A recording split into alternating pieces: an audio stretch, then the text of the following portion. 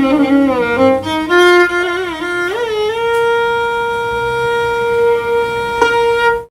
RGV మీద ఈ book రాశారని మీ అందరికీ తెలుసు. సో ఇట్లా ఎవరెవరైతే ఆర్జీవీ మీద బుక్స్ రాశారో నాకు తెలుసు ఒక 7-8 మంది, వాళ్ళందరినీ పిలిచి వాళ్ళ సిస్టర్ ఒక పాడ్కాస్ట్ చేసింది. నేను కూడా వెళ్ళాను. సో ఒక్కొక్కరు వాళ్ళ ఒపీనియన్స్ చెప్పారు, అంతే, నథింగ్ స్పెషల్. కాబట్టి అది కూడా స్పెషల్ అనుకుందాం. అదొక మంచి ఇనిషియేటివ్ కింద చూస్తున్నా. ఒకసారి ఆ వీడియో అంతా గ్లింప్సెస్ ఉన్నాయి, చూడండి. అంతే ప్రస్తుతానికి. Hello and welcome to this next episode of Vijayism. A good master makes a good student, but a great master makes many masters అని ఒక పెద్ద మనిషి అన్నాడు. అలాగా ఆవు వ్యాసం దగ్గరికి అన్ని విషయాలు వచ్చి ఆగినట్టుగా విజయిజంలో కూడా అన్ని విషయాలు రామ్ గోపాల్ వర్మ గారి చుట్టూ వచ్చి ఆగుతాయి. ఇవాళ మనం చాలా ఇంట్రెస్టింగ్గా జరగబోతున్న ఈ ఎపిసోడ్లో వర్మ గారిని స్ఫూర్తిగా తీసుకుని మొదలైన విజయిజంలో వర్మ గారి మీద రాసిన అనేక పుస్తకాల రచయితల్ని ఇంటర్వ్యూ చేయబోతున్నాం. ఇన్ని ఇతివృత్తాలు, ఇన్ని కథాంశాలు, వస్తువులు ఉన్నప్పుడు ప్రపంచంలో వై ఆర్జీవి, ఏం చూశారు, ఏం నేర్చుకున్నారు, ఏం తెలుసుకున్నారు? It's a very very casual conversation, పెద్ద మేధోపరమైన చర్చ కూడా కాదు. అందరినీ పరిచయం చేసుకుందాం one by one. Of course నా left side Vijayism founder and Vijayism's ఇంకేం చెప్పాలి, the main energy behind Vijayism Vijay గారు ఉన్నారు. Energy behind Vijayism Swapna. అవునా? ఓకే. అంటే రాము కన్నా ఎక్కువ, ఎందుకంటే రాము చెప్పింది ఏం అర్థం అయిపోయినా స్వప్న ఎక్స్ప్లెయిన్ చేస్తుంది. అక్కడే రాముయిజం జరుగుతుండగానే ఎక్స్ప్లెయిన్ చేస్తుంది. ఇంకా ఏమన్నా అర్థం అయిపోతే తర్వాత ఎక్స్ప్లెయిన్ చేస్తుంది. Thank you so much. So నేను విజయిజం స్టార్ట్ చేసిన కారణం మటుకు స్వప్న. సో కన్వీనియన్స్ కోసం నేను ఇటు నుంచి పరిచయం చేసుకోవడం మొదలు పెడతాను. ఎందరో మహానుభావులు, అందరూ మహానుభావులు, అందరికీ వందనాలు. కాంతిరీసా గారు చాలా యునీక్గా ఆర్జీవి గారి మీద ఆయన ఆర్ట్తో, శాండ్ ఆర్ట్తో చేసిన పుస్తకం, అసలు ఆ పుస్తక శైలి చేతి లిఖితంగా, అంటే ఆయన చేసిన ఈ బ్యూటిఫుల్ రైటింగ్ ఏదైతే ఉందో, పుస్తక తీరుతెన్నులు కూడా ఒక grand memory for RGV and all his fans. నమస్కారం కాంతిరీసా. నమస్కారం. ఐ హ్యావ్ విత్ మీ ప్రవీణ్ కూడా బ్యూటిఫుల్ బుక్ రాశారు ఆర్జీవి గారి. ఏమండి? డాక్టర్ ప్రవీణ్ గారు అసలు అంటే డాక్టరేట్ చేసేవాళ్ళు స్వప్న డబుల్ హిస్టరీ. అమ్మ బాబోయ్, మాకు ఇస్తారా? తీసుకున్నారండి ఆల్రెడీ ఒకటి. యాక్చువల్లీ 3 ఉన్నాయి, 3లో ఒకటి తీసేసుకున్నాను, 2 ఉన్నాయి ప్రవీణ్. అదే ఇక్కడ విశేషం ఏంటంటే ఒక్కొక్కళ్ళు ఒక్కొక్క భాగంలో నుంచి వచ్చిన వాళ్ళు, అందరికీ కామన్ పాయింట్ ఆర్జీ. రైట్, డీటెయిల్గా మాట్లాడదాం about your book intelligent idiot. Yes, intelligent idiot అనే సాహసం చేసింది కూడా మీరే. I have with me Prakash గారి పుస్తకం ఇప్పుడు ప్రస్తుతం రూపుదిద్దుకుంటోంది. లేదు, యాక్చువల్లీ ఈ ఇంటర్వ్యూ వచ్చేసరికి మీ పుస్తకం బయటకు వచ్చేస్తుంది బహుశా. సో మీది కూడా లేటెస్ట్గా రిలీజ్ అయిన పుస్తకం ఆర్జీవి గారి మీద. ఇక ఇటువైపు నుంచి నరేంద్రచారి. ఫస్ట్ ఆఫ్ ఆల్ రామోయిజం చేసిన తర్వాత మొదటి వ్యక్తి ఎవరైనా బయలుదేరారంటే మన నరేంద్ర గారే. బట్ ఆయన పుస్తకం ఇంకా పరిశోధనలో ఉంది, ఎందుకంటే he wants to do and give it his best. కాబట్టి అది త్వరలో రాబోతుంది. రేఖా పర్వతాల సాహసించి తను కూడా ఒక చాలా తేడా టైటిల్ పెట్టి వర్మ గారి కోసం వర్మ మన కర్మ అనే ఒక పుస్తకం రాసి రిలీజ్ చేసిన విషయం కూడా తెలిసింది. అండ్ అఫ్ కోర్స్ సైకాలజిస్టే పసిగట్టే విశేష్ గారు ఇప్పుడు ఆర్జీవి గారి మీద రాయబోతున్న పుస్తకం ఏమిటో దాని విశేషాలు కూడా తెలుసుకున్నాం. విశేష్ గారు, welcome sir. So first of all మీ పుస్తకంతో మాట్లాడదాం. What is it that you? I'm going to write his psychobiography. Psychobiography. A psycho's biography or psychobiography? No, psychobiography. There are biographies. All these connotation undi. People are writing their biographies. And autobiographies are there. Psychobiography means why he is like that, why he behaves like that, why he tweets like that. ఆయన ప్రవర్తన వెనక ఉన్న కారణాలు ఏంటి, ఆయన అలా ఎందుకు ఉంటాడు, అలా ఎందుకు మాట్లాడతాడు, అసలు అలా ప్రవర్తించడానికి ఉన్న మూలాలు ఎక్కడ ఉన్నాయి, దీని విశ్లేషణ అనేది నా పుస్తకం. విజయ్ గారు, ఇతరులతో ప్రొసీడ్ అయ్యేలోపు రామ్ గోపాల్ వర్మ గారిలో నేను నేర్చుకున్న విషయాలు, ఆయన యోగి స్థితి అని ఏదైతే మనకి చెప్తారో, పైన ప్యాకేజింగ్ కొంచెం తేడాగా ఉన్నమాట వాస్తవం ప్రాపంచిక కోణ నుంచి. కానీ అసలు అనయము సుఖమేడది అవల దుఃఖమేడది తనువుపై ఆశలేని తత్వమతికి అన్నారు పెద్ద మనిషి. కొనిగితే పాపమేది పుణ్యమేది కర్మమందు, అంటే పుణ్యం పాపం అని మనం లేబుల్స్ పెట్టాం. అన్నిటికీ అతీతులయ్యి ఒక స్వయంగా నిర్మించుకున్న ధర్మం ప్రకారం నడుచుకుంటున్నారు ఆర్జీవి అని నా ఫీలింగ్. మీ అభిప్రాయం ఏంటి చెప్పండి దయచేసి. నా అభిప్రాయం అంటే నాకు ఓవర్ కాన్ఫిడెన్స్ అనుకున్నా కూడా నాకు అర్థమైనంత ఎవరికి ఇప్పుడు వీళ్ళు బుక్ రాశారు కదా, వీళ్ళందరూ రాశారు, బుక్ రాశారు, రాయబోతున్నారు, రాస్తున్నారు. ఇప్పుడు నువ్వు నీ 12 years అది రామోయిజం జర్నీ కన్నా నాకే బాగా అర్థం అవుతుందని నాకు feeling. మీ ఫీలింగ్ తప్పకుండా అప్పుడు మీరు అంటే సిస్టర్ అని ఒక పాయింట్, కానీ నేను 24 hours అబ్జర్వ్ చేస్తే ఇప్పుడు వీళ్ళందరూ బుక్ రాసినప్పుడు నేనేమనుకుంటానంటే బాగా రాశారు, చాలా బాగా రాశారు, కానీ ఇంకా నా అంత వీళ్ళకి తెలియదు అనుకుంటాను. అయితే మీ పుస్తకం ఇంకా రావాలి బయటికి. నా పుస్తకం రాయడం రాదు, అదే ప్రాబ్లం. లేకపోతే ఎప్పుడు రాసుకుంటాను. కొన్ని అంటారు కదా, సముద్రం లోతు ఎంతో తెలుసుకోకూడదట, ఆకాశం విశాలం ఎంతో కూడా తెలుసుకోకూడదు. అది కొంచెం కొంచెం కావాల్సిన వాళ్ళు చేస్తే అది అదొక అందం. అంటే మీరు ఒక 90 sites చూస్తే 10 sites చూడరు కదా. అంటే ఇంట్లో ఉన్నప్పుడు ఏంటి అనేది, ఇంట్లో ఉన్నప్పుడు ఏంటి, తను ఒక ప్రాబ్లం వస్తే ఏంటి, ఒక డబుల్ విషన్లో ఎలా ఉంటాడు, అవన్నీ తెలియదు కదా. అవన్నీ నాకు తెలుసు. ప్లస్ ఎగ్జాక్ట్గా తను ఏం ఆలోచిస్తున్నాడో నాకు ఇక్కడి నుంచి కూడా అక్కడ తను ఏం ఆలోచిస్తున్నాడో అర్థమైపోతుంది. ఇప్పుడు మీరు ఎంతసేపు బయట నుంచి చూసి తను మాట్లాడింది విని అలా కదా మీరు అందరూ రాసింది కాబట్టి అలా నాకు, అందుకని నాకు ఆ ఫీలింగ్ నాకు ఉంటుంది. అది మీరు ఎలా అర్థం చేసుకున్నా కానీ నాకైతే అది ఉంటుంది చాలా. కాంతీశ గారు చాలా యాక్చువల్లీ వై నాట్, మీకు సర్వ హక్కులు ఉన్నాయి మాట్లాడడానికి. మీరు యాక్చువల్లీ ఎక్కడ కనెక్ట్ అయ్యారండి? మీరు చాలా మితభాషి, ఒక మీలో మీరు మీ ప్రపంచంలో ఉండే ఒక ఆర్టిస్టిక్ హ్యూమన్ బీయింగ్. ఏ పాయింట్ లో మీరు మూవ్ అయ్యారు పుస్తకం రాయాలంటే?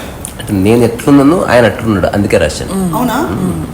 ఆయన నేను ఏవే స్టేట్మెంట్స్ అయితే ఇంట్లో ఇచ్చున్నానో నేను అప్బ్రింగింగ్లో, అతను అవే స్టేట్మెంట్స్ ఇచ్చున్నాడు. అందుకే నేను క్లియర్గా రాశాను. ఇది ఆర్జీవి చెప్పిన మాటలను బేస్ చేసుకొని రాస్తున్న పుస్తకం కాదు. నాలాంటి వాళ్ళు చాలామందికి అట్లా అనిపించుండొచ్చు, కానీ అతను ఒక పోస్టర్ బాయ్గా అనిపిస్తున్నాడు. రెండోది, నేను ఎంచుకున్న స్టేట్మెంట్స్ నిజంగా క్రోనలాజికల్గా పెడితే actually you see the entire life. అలా ఎవరు చూసి ఉండకపోవచ్చు ప్రాబబ్లీ.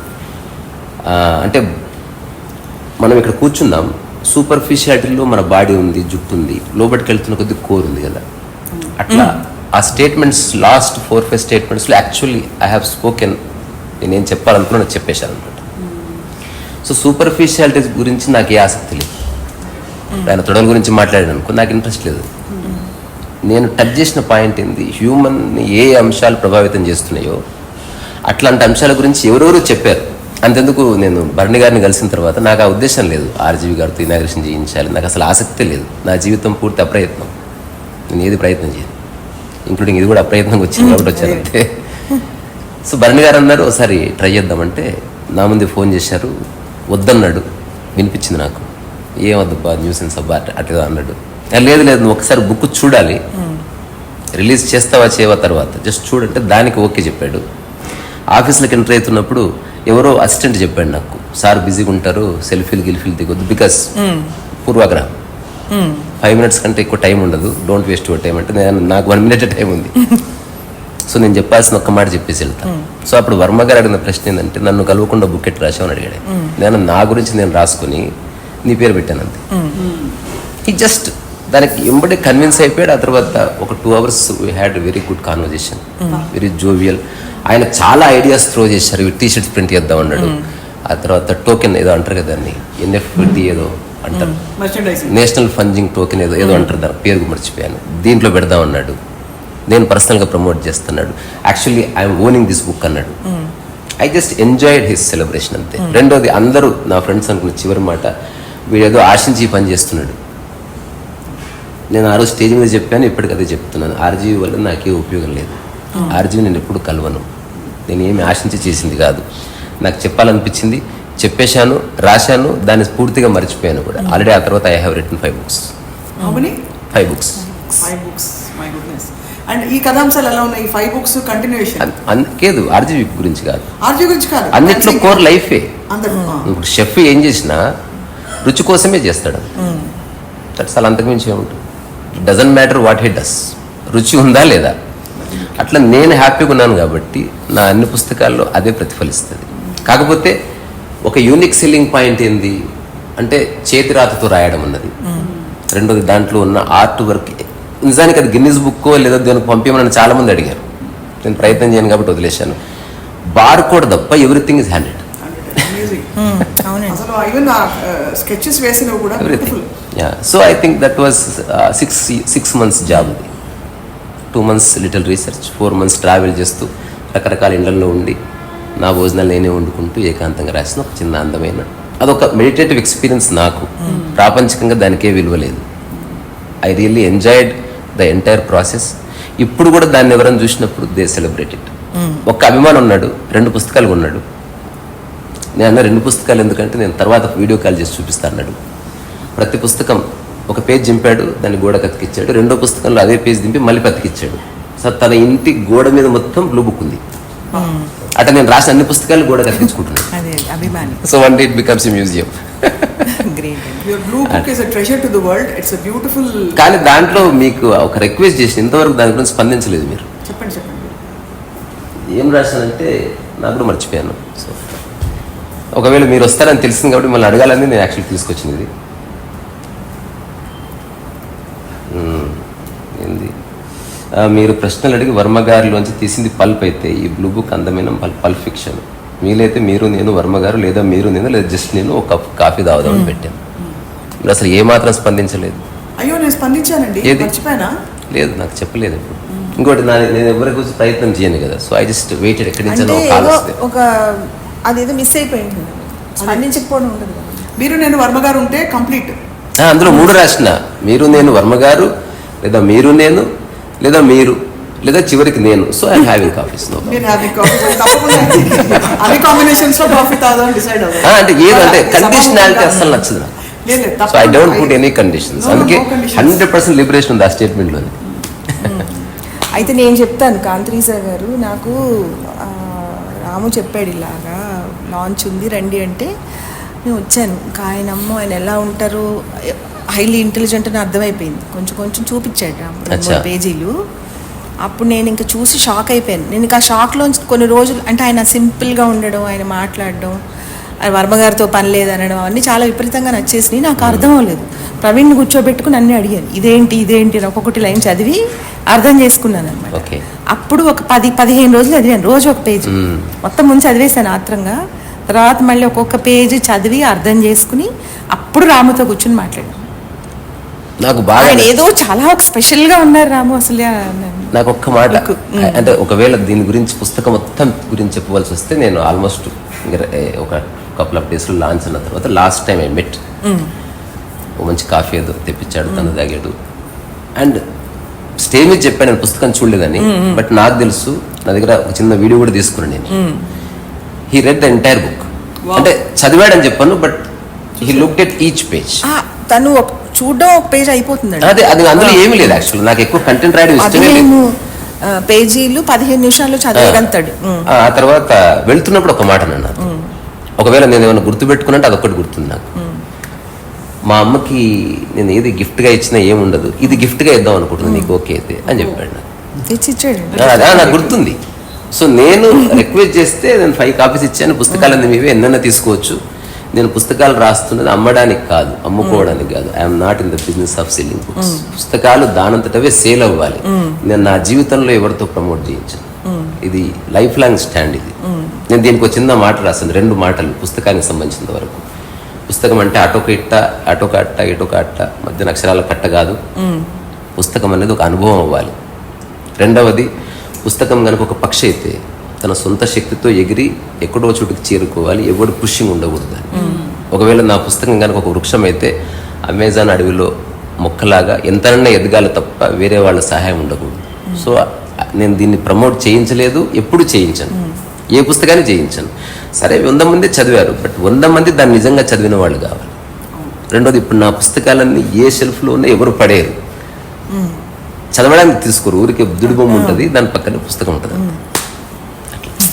ఒక పర్పస్కి చిన్న ద్వారం నేను ఓపెన్ చేసుకొని దాంతో సరదాగా ఎంజాయ్ చేస్తున్నాను. అమేజింగ్ అసలు. ఒకసారి మీ బ్లూ బుక్ అందరికీ చూపించడానికి చూసుంటారు, బట్ ఒక్కసారి చూపిస్తున్నాను. Blue book, this is the blue book. మా అందరి దగ్గర అలా ఎదురుగుండానే ఉంటుంది. చూసాను, వస్తానే అందరూ అరే అంబేద్కర్ నా మీద కోపడ్డారు. హౌ డేర్ యూ టు అంటే సారే చెప్పారు. ఆ తర్వాత నాకు చాలా చర్చ జరిగింది వాళ్ళకి.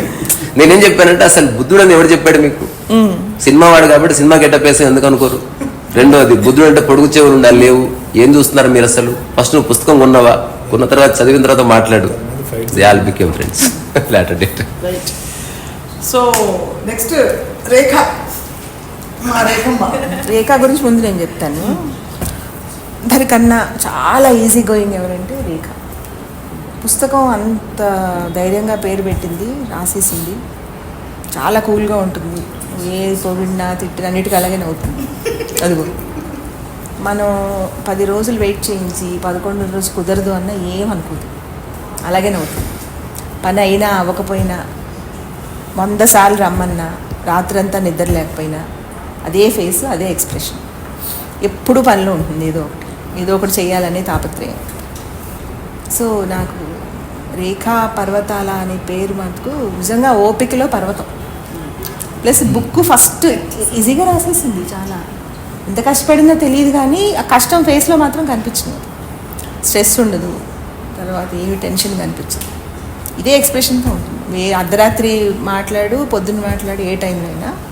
తర్వాత బుక్ విషయానికి వస్తే నేను ఆ బుక్ చదివేశాను. ఎంతసేపు నాకు బుక్లో ఏముందనే దానికన్నా ఈ అమ్మాయి ఇంత గ్రేట్, ఇంత బాగా రాసింది, ఇంత ధైర్యంగా రాముతో మాట్లాడింది, రాముని ఒప్పించుకుంది, అదే ఎక్కువ బుక్లో కంటెంట్ కన్నా. ఎన్నిసార్లు దాన్ని రివ్యూ అడిగినా నాకు అదే వచ్చేది. రివ్యూ ఈ కంటెంట్ మీద కన్నా క్యారెక్టర్ మీదే ఎక్కువ రివ్యూ. సో రేఖ టైటిల్ పెడుతున్నప్పుడు కర్మ అంటే నీకు ఏమర్థమైంది? అంటే బేసిక్గా నాకు తెలిసినప్పటి నుంచి నాకు శ్రీకృష్ణుడు అంటే నాకు చాలా అడ్మిరేషన్. సో ఆయన చెప్పేది ఏ విషయం జరిగినా దానికి ఒక కనెక్షన్ ఉంటుంది కాబట్టి ముందు నుంచి ఆ కర్మ ఫలితమే అనేది నాకు చిన్నప్పటి నుంచి నేను అది బాగా అబ్జర్వ్ చేశాను. సో రాము గారు నా జీవితాన్ని రాము గారు ఇన్స్పైర్ చేయటం ఏదైతే ఉందో, అంటే 2014 అనుకుంటున్నాను నేను బీటెక్ చదువుకున్న రోజుల్లో. అప్పుడే ఆండ్రాయిడ్ ఫోన్ నుంచి అప్పటి వరకు నేను చూసిన ప్రపంచం లేదు, అప్పటి నుంచి నేను చూసిన ప్రపంచం లేదు. సో ఆ టర్న్ బికాజ్ ఆఫ్ రాము గారు జరిగింది. సో మేబీ ఇది ఒక కర్మ ఫలితం కాబట్టి ఇది వచ్చిందేమో నా జీవితంలో, నేను ఫీల్ అయ్యాను కాబట్టి నేను కర్మ అంటే చాలా, అంటే అది అంత ఆర్టిస్ట్ అంత అందంగా పెట్టినట్టు తెలియదు. అంటే కొంచెం మ్యావరిక్గా రెబెలియస్గా పెట్టాలి కదా. రాము గారిని ఇంప్రెస్ చేయాలంటే కొంచెం రెబెలియస్గా ఉంటాయి. ఆయన తిడితే సంతోషపడతారు, పొగిడితే కంటే.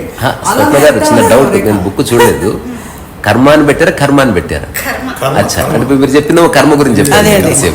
బట్ కర్మ కనెక్టెడ్ కదా అని చెప్పాలి. I don't know. అంటే ఒకటి ఇక్కడ జనాలేమో కర్మ అనుకుంటారు, ఆమె అనుకుంది కర్మ. రేఖ గారు చెప్పింది మొత్తం కర్మ పాయింట్ ఆఫ్ వ్యూ చెప్పింది. నేను వింటున్నా అసలు కర్మ ఎట్లా అయింది. కానీ మన నిజానికి యాంత్రిస గారు కర్మ అనేది ఏంటంటే మనం చేసిన వాటికి ఫలితం అని మన నెగటివ్ కొనటేషన్ లో అనుకుంటాం, కానీ ఇది కర్మ ఫలితం అని. మీరు చేసిన జెస్చర్ కి నాకు ఒక పెద్ద ఒక మంచి మాట చెప్పాడు. ఇలా ఎందుకు కొట్టుకుంటారంటే ఆలోచన కొట్టలేకంట. తల పట్టుకుంటారు కదా, ఆలోచన పట్టుకోవడానికి తల పట్టుకుంటారు అంతే బేసికల్. సో సరే, ఇంటరప్ట్ చేశాను, కంటిన్యూ. చాలా తక్కువ టైంలో Rekha you're able to get that book together.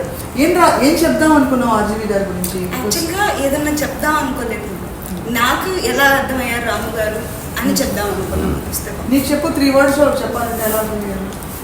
నాకు రాము గారు లైక్ అంటే నేను ఎలా ఫీల్ అవుతాను అంటే I owe this life to Ramu గారు అని. ఎందుకంటే ఆలోచన దగ్గర నుంచి ఆచరణ దగ్గర నుంచి ప్రతిదీ ఓకే, ఇలా చేస్తే దీని కాన్సిక్వెన్సెస్ ఎలా ఉంటాయి, అసలు ఇలా ఎందుకు చేయాలి, ఆ చేయడానికి రీజన్ ఏముంటుంది, వచ్చిన తర్వాత కాన్సిక్వెన్సెస్ ఎలా ఉంటాయి, ఈ థాట్ ప్రాసెస్ అంతా నేను రాము గారి వల్లనే నేర్చుకున్నాను. చాలా పెద్ద మాట కదా, అంత పెద్ద ఇది. నాకు యాక్చువల్లీ చెప్పింది చాలా రైట్ అమ్మా. చాలా మంది రామోయిజం సిరీస్ తర్వాత నాకు ర్యాండమ్ గా కనిపించి మేము చచ్చిపోదాం అనుకున్నాం, రామోయిజం చూసి బయట పడిపోయాం అనుకున్న వాళ్ళు అలా చాలా మంది. అయితే ఇక్కడ నేను చెప్పాల్సింది ఏంటంటే 99.99% నేను నా లైఫ్ని రాము గారికి వచ్చేస్తే 0.1% అయినా అది మీకు కూడా వస్తుంది. ఎందుకంటే you are the reason Ramoism came. Correct, చాలా కరెక్ట్, అందులో ఏం సందేహం లేదు. ఆయన పంట అయితే ఆయన రకరకాల పిండింది.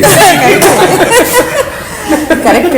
రాము గారు దేవుడిని నమ్మినా నమ్మకపోయినామో అది జరగాల్సి ఉన్నది భగవత్ సంకల్పం. ఎందుకంటే ఒక ఎపిసోడ్ కాదు, 2 కాదు. నాకు తెలిసి వాటికి 300కి పైగా దాటిపోయింది. ఎందుకంటే రామోయిజం ఈవెంట్ అయ్యే టైంకి అప్పటికే 70, 100 పైన అప్పటికే 100, అప్పటికే 100 అవును.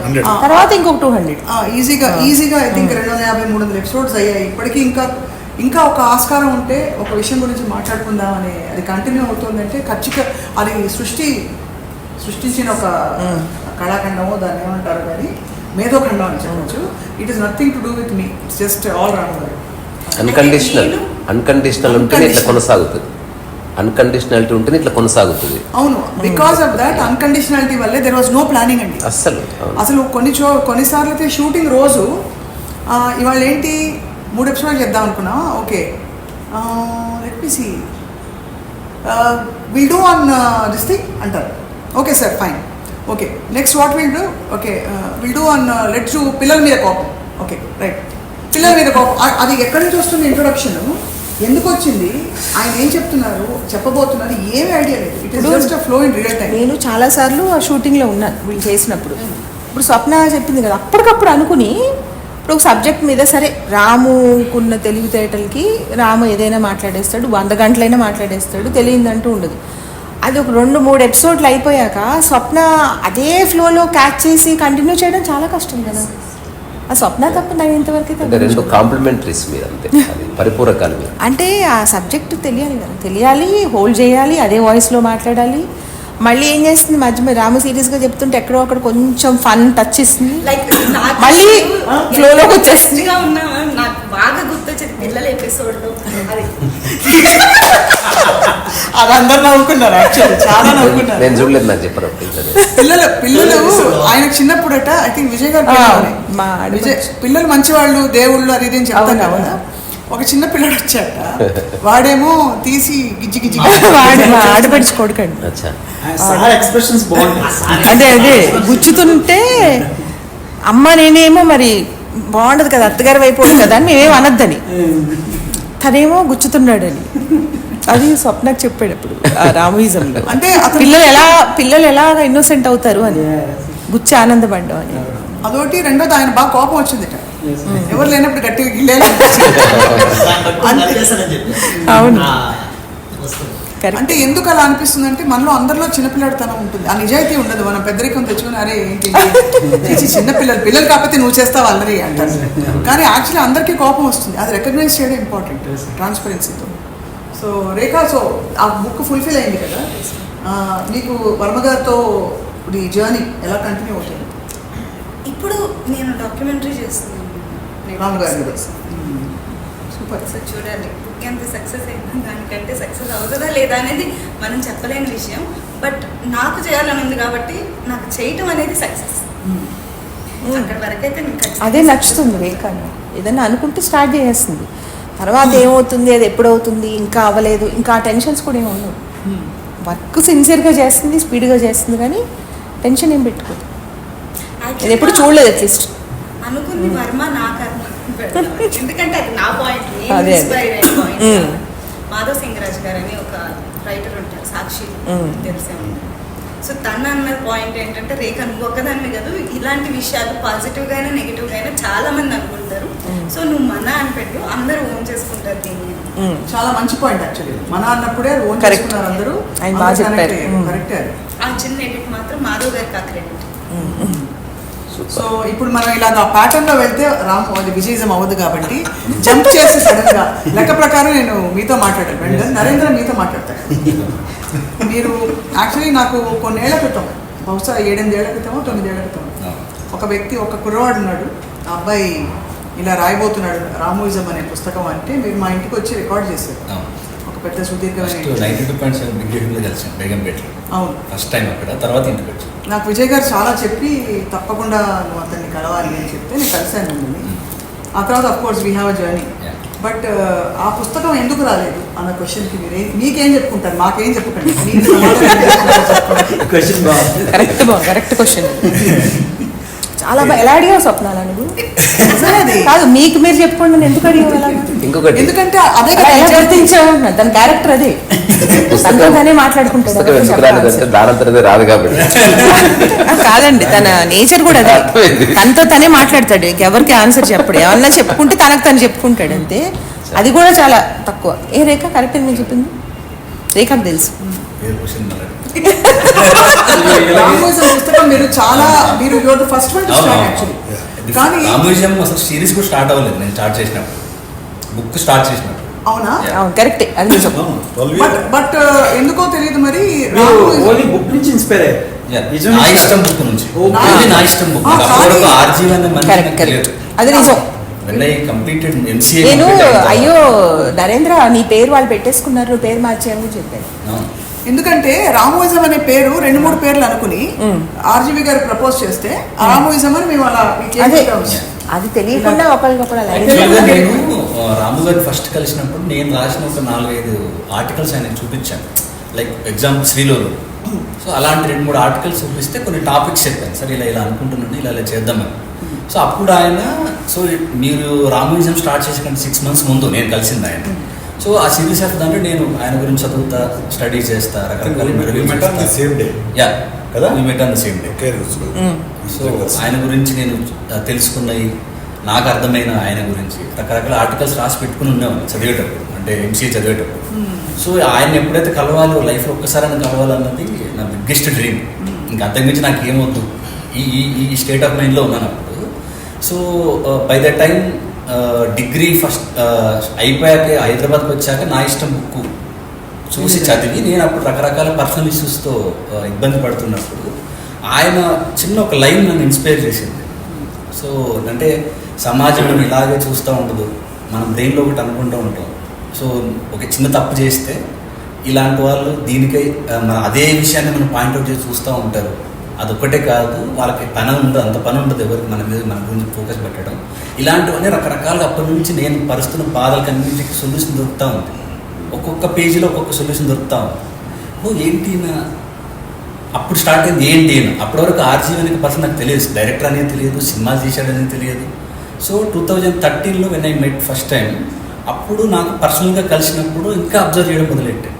సో ఏంటి సో అప్పటి నుంచి ఆయన మూవీస్, ఆయన ఆర్టికల్స్, ఇంటర్వ్యూస్ చూస్తా I propose him like sir ఇలా ఒక బుక్ రాద్దామని అనుకుంటున్నాను. సో అప్పుడు ఈ టాపిక్స్ నుంచి ఇలా వచ్చి కొత్త సంవత్సరాలుగా స్టార్ట్ అయింది. అప్పుడు నాకు I'm not కంటెంటెడ్ with the thing. నేను ఏదైతే అనుకుంటున్నానో, ఆయన గురించి చెప్పాలని అనుకుంటున్నానో నాకు సాటిస్ఫైగా లేదు. సో నేను అప్పుడు కొంతమందిని కలవాలనుకున్నాను, అని ఆయనతో పనిచేసిన మనుషులు. ఐ థింక్ అప్పటికి రామోజం స్టార్ట్ అయిపోయింది. ఎందుకంటే ఆ 6 months తర్వాత స్టార్ట్ అయింది ఆయన కలిసిన తర్వాత. అదే ఎందుకంటే మీరు నా దగ్గరకు వచ్చి ఇంటర్వ్యూ తీసుకునేసరికి రికార్డ్ చేసుకునే టైంకే నాకు ఆర్జీవి గారితో ఒక నంబర్ ఆఫ్ ఎపిసోడ్స్ స్పీడ్ గా. ఎందుకంటే నా ఇష్టం పుస్తకం తర్వాతే నేను ఇది టెలివైజ్ చేస్తే ఎలా ఉంటుందని అడిగితే ఒక పెద్ద ఛానల్ దగ్గర తీసుకెళ్తే ప్రపోజల్, వాళ్ళు ఏమన్నారంటే ఆడియన్స్ పెట్టి ఇలా చేయండి అలా చేయండి, ఫన్నీ ఆన్సర్స్ వస్తాయి అది ఇది అంటే, ఆర్జీవి గారిని అడిగితే నో, అది ఒక 2 కుర్చీలు 2 వ్యక్తులు మాట్లాడుకోవాల్సిన కాన్వర్సేషన్స్, ట్రై చేద్దాం, 4 ఎపిసోడ్స్ చేశాక తెలుస్తుంది, వీలైతే కంటిన్యూ అవుదాం, లేదంటే అలా అన్కండిషనల్ స్పేస్ లో మొదలైందండి. జీరో ఎక్స్పెక్ట్ 5 నిమిషాల 50 నిమిషాలు కూడా అనుకోలేదు, ఎంతసేపు అవుతే అంతసేపు అవని అని అనుకుని మొదలు పెట్టాం. ఇక్కడ I want to acknowledge Tollywood channel Vijay గారు, ఎప్పుడు మనం సభాముఖంగా ఇది అక్నాలెడ్జ్. మా శర్మ గారు పూర్తి సంప్రదాయవాది, మీకు తెలిసే ఉంటారు. ఆయన కంప్లీట్ ఫోటోలు, అసలు దేవుళ్ళ ఫోటోలు అన్నీ ఉంటాయి, బొట్టు పెట్టేసుకుని అలా ఉంటారు. కానీ ఇంత అవునవును ఇంత విప్లవాత్మకమైన ఆలోచన ధోరణిని ఆయన స్వాగతించి తప్పకుండా చేద్దామని కంప్లీట్ ప్రొడక్షన్ సపోర్ట్ ఇచ్చి ఆయన మన అంటే అప్పుడు నేను అనుకోవడం నీ మీద నమ్మకంతో చెప్పు, రాము అని తెలియదు అప్పుడు తెలియదు అంటే చేద్దాం కానీ స్వప్న మీద నమ్మకంతో, కానీ స్టార్ట్ అయ్యాక ఇంకా అది అసలు విపరీతంగా పుంజుకుంది. అక్కడే ఎక్కువ మేజర్ ఎపిసోడ్స్ చేసినట్టున్నారు. అసలు మేజర్ కాదు, 80% 70% అనేది రైటింగ్ అక్కడ చేశాను. ఇదంతా సెకండ్ డోస్ కదా, ఇప్పుడు చేసినంత సెకండ్ డోస్ అది నిజం ఛానల్ అదంతా తర్వాత. సో అక్కడ మాస్టర్మ గారికి ధన్యవాదాలు. అండ్ నా ఇష్టం పుస్తకం టెలివైజ్ చేస్తే బాగుండదని కూడా కొంతమంది చెప్పారు, బాగాలేదు, బాగుండకపోవచ్చు, అది పుస్తకంలో బాగా ఫన్నీగా ఉంటుంది బయటకు చెప్తే అని. కానీ సంహవ్ ఆర్జీవి గారు ఒప్పుకోవడం చేయడం అది ఒక అద్భుతం అంతే. సో అదే విషయాన్ని అదే టాపిక్స్ వస్తాయి కదా మళ్ళీ, కానీ మళ్ళీ అన్నిసార్లు చెప్పినా, అంతసేపు చెప్పినా అస్సలు ఇంకా ఏదో కొత్తగా లోపల నుంచి తవ్వి తీసినట్టే ఉంటుంది. ఎందుకంటే విజయ్ గారు తవ్వి తీసినట్టు ఉంటుంది. ఆర్జీవి గారు ఒక నది లాంటి వ్యక్తి, ఆయన కొలను కాదు ఏది కాదు. అవునవును, నదిలో మీకు ప్రవహించిన నీరు మళ్ళీ రాదు. అది కొత్త నీరు వస్తూ ఉంటుంది. సో అదే టాపిక్ అదే ప్లేస్ కి అదే రాయి దగ్గరికి వెళ్ళి నిలబడితే కూడా కొత్త నీరు వచ్చినట్టు కొత్త నీరు ఆయన ఆలోచన దృక్పథం మారిపోతుంది. అవునవును. సో అది ఇంకొకటి కాకపోతే నీ మీద ఒక్క నేరం ఉంది. ఏంటది? నరేంద్ర లేట్ అవడానికి కారణం నువ్వే. ఏ ఎందుకు అంటే మధ్యలో ఒకసారి నేను ఇంటర్వ్యూలో చెప్పాను, నరేంద్ర లేట్ అయిపోయింది చాలా, ఈ 10 ఏళ్లలో చాలా మంది చచ్చిపోయారు అని చెప్తే ఏమని తెలుసా, అంటే ఇప్పుడు రాము గారి మీద రాయాలి అంటే అది ఎలాగంటే అలా రాసేయలేరు కదా విజయ్ గారు, టైం తీసుకోవడంలో చాలా న్యాయం ఉందని సపోర్ట్ చేసింది. ఎందుకంటే నాకు ఇప్పటికీ నమ్మకం ఏంటంటే నరేంద్ర, ఈ పుస్తకాలు వచ్చాక yours will be the most comprehensive. Qualitative analysis కాదు ఇది, మీరు ఇంకా చాలా కాంప్రిహెన్సివ్గా ఒక మంచి కాఫీ టేబుల్ బుక్ రూపంలో వస్తుందని నేను ఇంకా ఎక్స్పెక్ట్ చేస్తున్నా. వెయిట్ తప్పకుండా. అదే చెప్పాను కదా నేను, చెడగొట్టిన కారణం స్వప్న. ఎప్పుడు అడిగినా అలాగే అంటుంది, ఎప్పుడు అడిగినా ఇదే చెప్తుంది. అంటే కాదు మరి రాము గారి మీద రాయడం, మరి రాము గారి మీద రాయడం అనేది టైం పడుతుంది కష్టం అంటే మరి అందరూ ఎలా రాసేసారు అంటే ఒప్పుకోదు, నరేంద్రనే సపోర్ట్ చేస్తుంది. సో నువ్వు ఒక కారణం. తప్పకుండా నరేంద్ర ఏదైనా చేశారో చేయలేదంటే అదొక టైమింగ్ ఉంది, దానికి ఒక కారణం అంటే చాలా మంది చచ్చిపోయారు. ఏదో 10 ఏళ్లలో నరేంద్ర ఇంటర్వ్యూ చేసిన వాళ్ళు ఒక 7-8 మంది చచ్చిపోయారు. వాళ్ళ లాస్ట్ ఇంటర్వ్యూ నా దగ్గర ఉందని చెప్పి అట్లా కాదు, మీరు ఒక డేట్ చెప్పండి. డేట్ మీరు చెప్పండి, అవుతుందో మీరు చెప్పండి. కాదండి, ఇప్పుడు నేను చాలా సార్లు డేట్ అనుకున్నాం, చెప్పాను కదా, తనతో తను తప్ప ఎవరితో మాట్లాడు, తనలో తను మాట్లాడుకుంటాడు. మరి ఆ తనలో తను మాట్లాడుకున్నప్పుడు వాడు రైట్ అంటాడో రాంగ్ అంటాడో నాకు తెలియదు. ఆయన ఆ డేట్ రోజు ఆయన వచ్చిందా రాకుండా మనం రిలీజ్ చేద్దాం బుక్. కమలాసన్ జయప్రద పెళ్ళిపోతుందని చెప్పి ఆ సీన్ ఉంటుంది చూడండి, అదే అదే మీకు తెలుసు కదా జోక్, నువ్వు వచ్చినా రాకున్నా ముహూర్తం అయిపోతుంది అని చెప్తే అప్పుడు పెళ్లి కొడుకు పెళ్లి అయిపోతుంది కానీ పెళ్లి కొడుకు ఉండడు. సో నువ్వు వచ్చినా రాకుండా అయిపోతుంది కార్యం అంటే బయలుదేరుతాడు. సో రామ్ ఒక ఇది చెప్తాను, రాము ఏమన్నాడంటే ఎప్పుడో ఒక 2 years అయ్యాక, దిస్ ఈజ్ అందరూ పరిచయం చేసేవాడు, this is Narendrachari writing book on me which is going to be released after my death అని పరిచయం చేసేవాడు ఎప్పుడు. మొన్న ఏమన్నాడంటే మన ఆ రోజు ఇంటర్వ్యూ రోజు, మంచిదే అయింది నరేంద్ర లేట్ అవడం, ఇప్పుడు ఏంటంటే నువ్వు నీ బుక్లో ఈ కేసు కూడా రాసుకోవచ్చు. అయినా అంటే ఇప్పుడు యాక్చువల్గా నరేంద్ర ఏంటంటే నువ్వు ఎవరు అడిగినా ఎంత అడిగినా, స్వప్న అడిగినా రాము అడిగినా ఎవరు అడిగినా కూడా తనతో తనే మాట్లాడుకుంటాడు, అది వచ్చినప్పుడు వస్తుంది. సో మనం కాంత్రీజా గారు మీరు అన్నట్టు ఒక డేట్ పెట్టేసి మనం రిలీజ్ చేసేద్దాం, అది వచ్చినప్పుడు వస్తుంది. ఆథర్ రాలేదు అంతే, అట్లీస్ట్ మనకి ఆ సాటిస్ఫాక్షన్ ఉంటుంది. అంటే పీడిఎఫ్ తెప్పించుకోండి, అందరికి ఎంతో ఐడియా అంటే ఒక లైన్ కూడా చూపించండి. ఒక లైన్ కూడా రిలీజ్ చేసేయండి సార్, సెకండ్ బుక్ తర్వాత కాదు, ఒకటే గ్రంథం. అదే అంటున్నా, అంటే ఏదైనా ఎక్కడో చోట ఎండ్ కావాలి. 1000 పేజీలు పుస్తకం అండి, 1000 pages, చాలా అద్భుతం. అంటే నాకు 4 లైన్లు చూసే నేను అందులో ఉండిపోయాను. ఇంకా అంటే మనం ఇప్పుడు స్వప్న అన్నట్టు డెఫినెట్గా వెయిట్ చేసేంత వర్త్ అయితే బుక్లో ఉందండి, అదైతే అర్థమైపోయింది. ఇలా ఈ విధంగా ముందరకాళ్ళకి బంధాలు 6 కాదు, రాము స్వయంగా వచ్చి ఎప్పుడు వస్తుందని అడిగినా అదే వస్తుంది సార్. మరీ గట్టిగా అడిగాం అనుకో, వచ్చినప్పుడు వస్తుంది. ఇప్పుడు రేఖ తెలుసు, రేఖ చెప్పు, అంతే కదా నేను చెప్పింది కరెక్టేనా? కాకపోతే చెప్పు, లేదండి అలా అనుకుంటున్నారు మీరు, ఆయన అన్నట్టు లేదండి వచ్చేస్తుంది స్వప్న, ఇప్పట్లో రాదు. ఇది కరెక్ట్, ఇది మనం ఒప్పుకోవాలి. బుక్ టైటిల్ లాగా ఉంది, బుక్ టైటిల్ లాగా ఉంది ఇప్పట్లో రాదు. కరెక్ట్, మీరు చెప్పండి, రావడం లేట్ అయినా సరే రావడం మాత్రం ఖాయం. సో ఇది ప్రవీణ్ గారితో ప్రకాష్ గారితో మాట్లాడేటప్పుడు విశాల్ గారు నాకు ఒక ఆనెస్ట్ ఫీలింగ్ మీ గురించి మీరేం అనుకోండి, మీరు ఒక కళాపిపాసి కొంచెం తేడా అన్నట్టు అంటే కళాపిపాసి అంటే ఏం కళ నాకు అర్థం లేదు. ఇట్ ఫీల్స్ లైక్ అంటే అలా కళాపిపాసి అంటే ఏ కళ? ఒక విధంగా I think he has very ఒక ఆర్టిస్టిక్ పర్సూట్ ఆఫ్ లైఫ్. అంటే మన వాస్తవం వేరు, మన ఆలోచనలు వేరు. బట్ ఎక్కడో ఆయనలో చాలా సెన్సిబుల్ సైకాలజిస్ట్ ఉన్నారు. నేను స్వయంగా చాలాసార్లు ఆయన ఎప్పుడైనా సలహా అడిగినా, నా వర్క్ విషయంలో, సాక్షి విషయంలో ఎప్పుడైనా నేను లేకపోతే అడిగినా కూడా is give me solid guidance. And పిల్లలతో ఆయన చేసే జీనియస్ జిమ్ అయితే అసలు నిజంగా చాలా ఎక్సలెంట్, చాలా అవసరం. Different side in you I always notice it is a very maverick side కొంచెం. సో వాటి రెండింటిని మీరు ఎలా బ్యాలెన్స్ చేస్తారు సార్? ఓకే. దానికన్నా ముందు ఒకటి అడుగుతాను విశేష్ గారు, మీరు 10 ఏళ్ళ నుంచి ఇలాగే ఎలా ఉన్నారు? 1 కేజీ కూడా పెరగకుండా. మనకేది పడలేదు, మొహంలో ఒక ముడత లేదు. ఏమి తగ్గలేదు, అదే స్మైల్, అదే మనిషి, అదే ఫస్ట్ జుట్టు, నేను కలిసి ఉంటే ఎలా ఉంది ఇప్పుడు అలాగే. అలాగే ఉన్నారు. ఇంకొంచెం సన్నగా అయ్యారేమో అనిపిస్తుంది. ఇది నిజంగా ఏం విశేషం. చేయనండి, నిజంగా serious. అస్సలు ఏం ఉండదు. ఏమీ అలాగే చేయను. నేను మధ్యలో 3-4 ఇయర్స్ కలవకుండా ఒక 3-4 ఇయర్స్ అలా నిన్న కలిస్తే ఎలా ఉన్నారు, ఇవాళ కూడా అలాగే ఉన్నారు. ఏమీ ఇవాళ కలిసినట్టు. I strongly believe in one thing, mind over matter. అందుకే అడుగుతున్నాను నేను. ఫ్రీగా హ్యాపీగా ఉంటే బాడీని ఏజ్ కానీ మిగతా కానీ ఏమీ చేయలేమని నా strong belief. Okay, I keep my mind always peaceful. ఎన్ని స్ట్రెస్లు ఉంటాయి లేవని చెప్పను, బట్ ఇందుకున్న వాడు ఎవరికైనా- త్వరగా వాటి నుంచి బయటకు వచ్చేసి నేను కూల్గా కామ్గా ఉంటాను అంతే. That is the only thing I can do. నేను ఎక్సర్సైజ్ చేయను, డైట్ చేయను, ఏం చేయను, నథింగ్. అది మీ ప్రశ్న సమాధానం.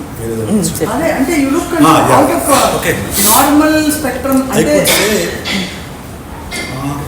I'm a born rebel. rebel, అది తెలుస్తుంది అందుకే I అడుగుతాను. could say I'm a born rebel. ఎందుకంటే నేను ఎప్పటికప్పుడు అప్పటి వరకు ఉన్న సంప్రదాయాలు ఏవైతున్నాయో వాటిని ఎదిరించడానికి ప్రయత్నం చేస్తాను. That's my nature. By my nature from my teens on words I become అథీస్ట్. అసలు ఇంటర్మీడియట్లోనే మా నాన్నకి నువ్వు చూసే అమ్మాయిని పెళ్లి చేసుకుని చిన్న పెళ్లి చేసుకుని చెప్పాను. ఇంటర్మీడియట్ అంటే 16 ఏళ్ళకి చెప్పేశారు. అలా ఇంకా 10 ఏళ్ళు అప్పుడు అలా పెళ్లి చేశారా? టైం ఉన్నా. ఓకే. నేను చెప్పాను. చెప్పడం వరకు అలాగే చేశాను, అలాగే చేశాను. ఇది పాయింట్ అండి. చాలా మంది చెప్పడం వరకే కానీ తర్వాత వాళ్ళ చేతుల్లో ఉండదు. సంతోషం. చెప్పిన చేసుకుని నేను నా ఇష్టం చేసుకుంటా అని చెప్పాను. నీ ఇష్టం అని చెప్పాను. మా నాన్న కూడా చాలా లిబరల్, ఆయన కూడా నీ ఇష్టం అని చెప్పారు. Then I was my name also. నేను నాకు నచ్చినట్టుగానే విశేష్ మీ పేరే మీరు పెట్టుకున్న నేను పేరు. పెట్టుకున్న పేరు అంటే నాన్నగారు పెట్టిన పేరు ఏంటి? ఏదో ఉంది. దాంట్లో చాలా ఉంటాయి. దాంట్లో క్యాస్ట్ వీర వెంకట సత్య సూర్య నారాయణ ఉందా? దాంట్లో చాలా ఉంటాయి. అవన్నీ in the cast. I don't believe in caste, I don't believe in God, I don't believe in legacy. అంటే నా ఇంటి పేరు ఇప్పుడు నేను ఐ డోంట్ బిలీవ్ ఇట్. నేను నమ్మను కాబట్టి వదిలేసుకున్నాను అంతే. వదిలేసుకుంటే మిగిలిన పేరు విశేషం. సింపుల్. సైకాలజీ ఎందుకంటే నేను సైకాలజిస్ట్గా మారడానికి ప్రధానమైన కారణం నేనే. I had some infatuation in my intermediate periods, and I was into depression for 2 years. So ఆ డిప్రెషన్ పీరియడ్లో ఎక్కడో ఒక చోట I quit my discontinued my education and I was into cultivation. వ్యవసాయం చేశాను ఉండేటప్పుడు. ఆ సందర్భంలో I was hard core fan of Yandamuri in those days. Chalam Yandamuri, Chalam నాకు హార్డ్ కోర్ ఫ్యాన్ ఇప్పటికీ కూడా. అప్పట్లో ఎండమూరి బుక్స్ బాగా చదివేవాడు. అందులో ఏదో ఒక కోట్ నన్ను బాగా ఇన్స్పైర్ చేశాను ఎండమూరి బుక్స్ నుంచి.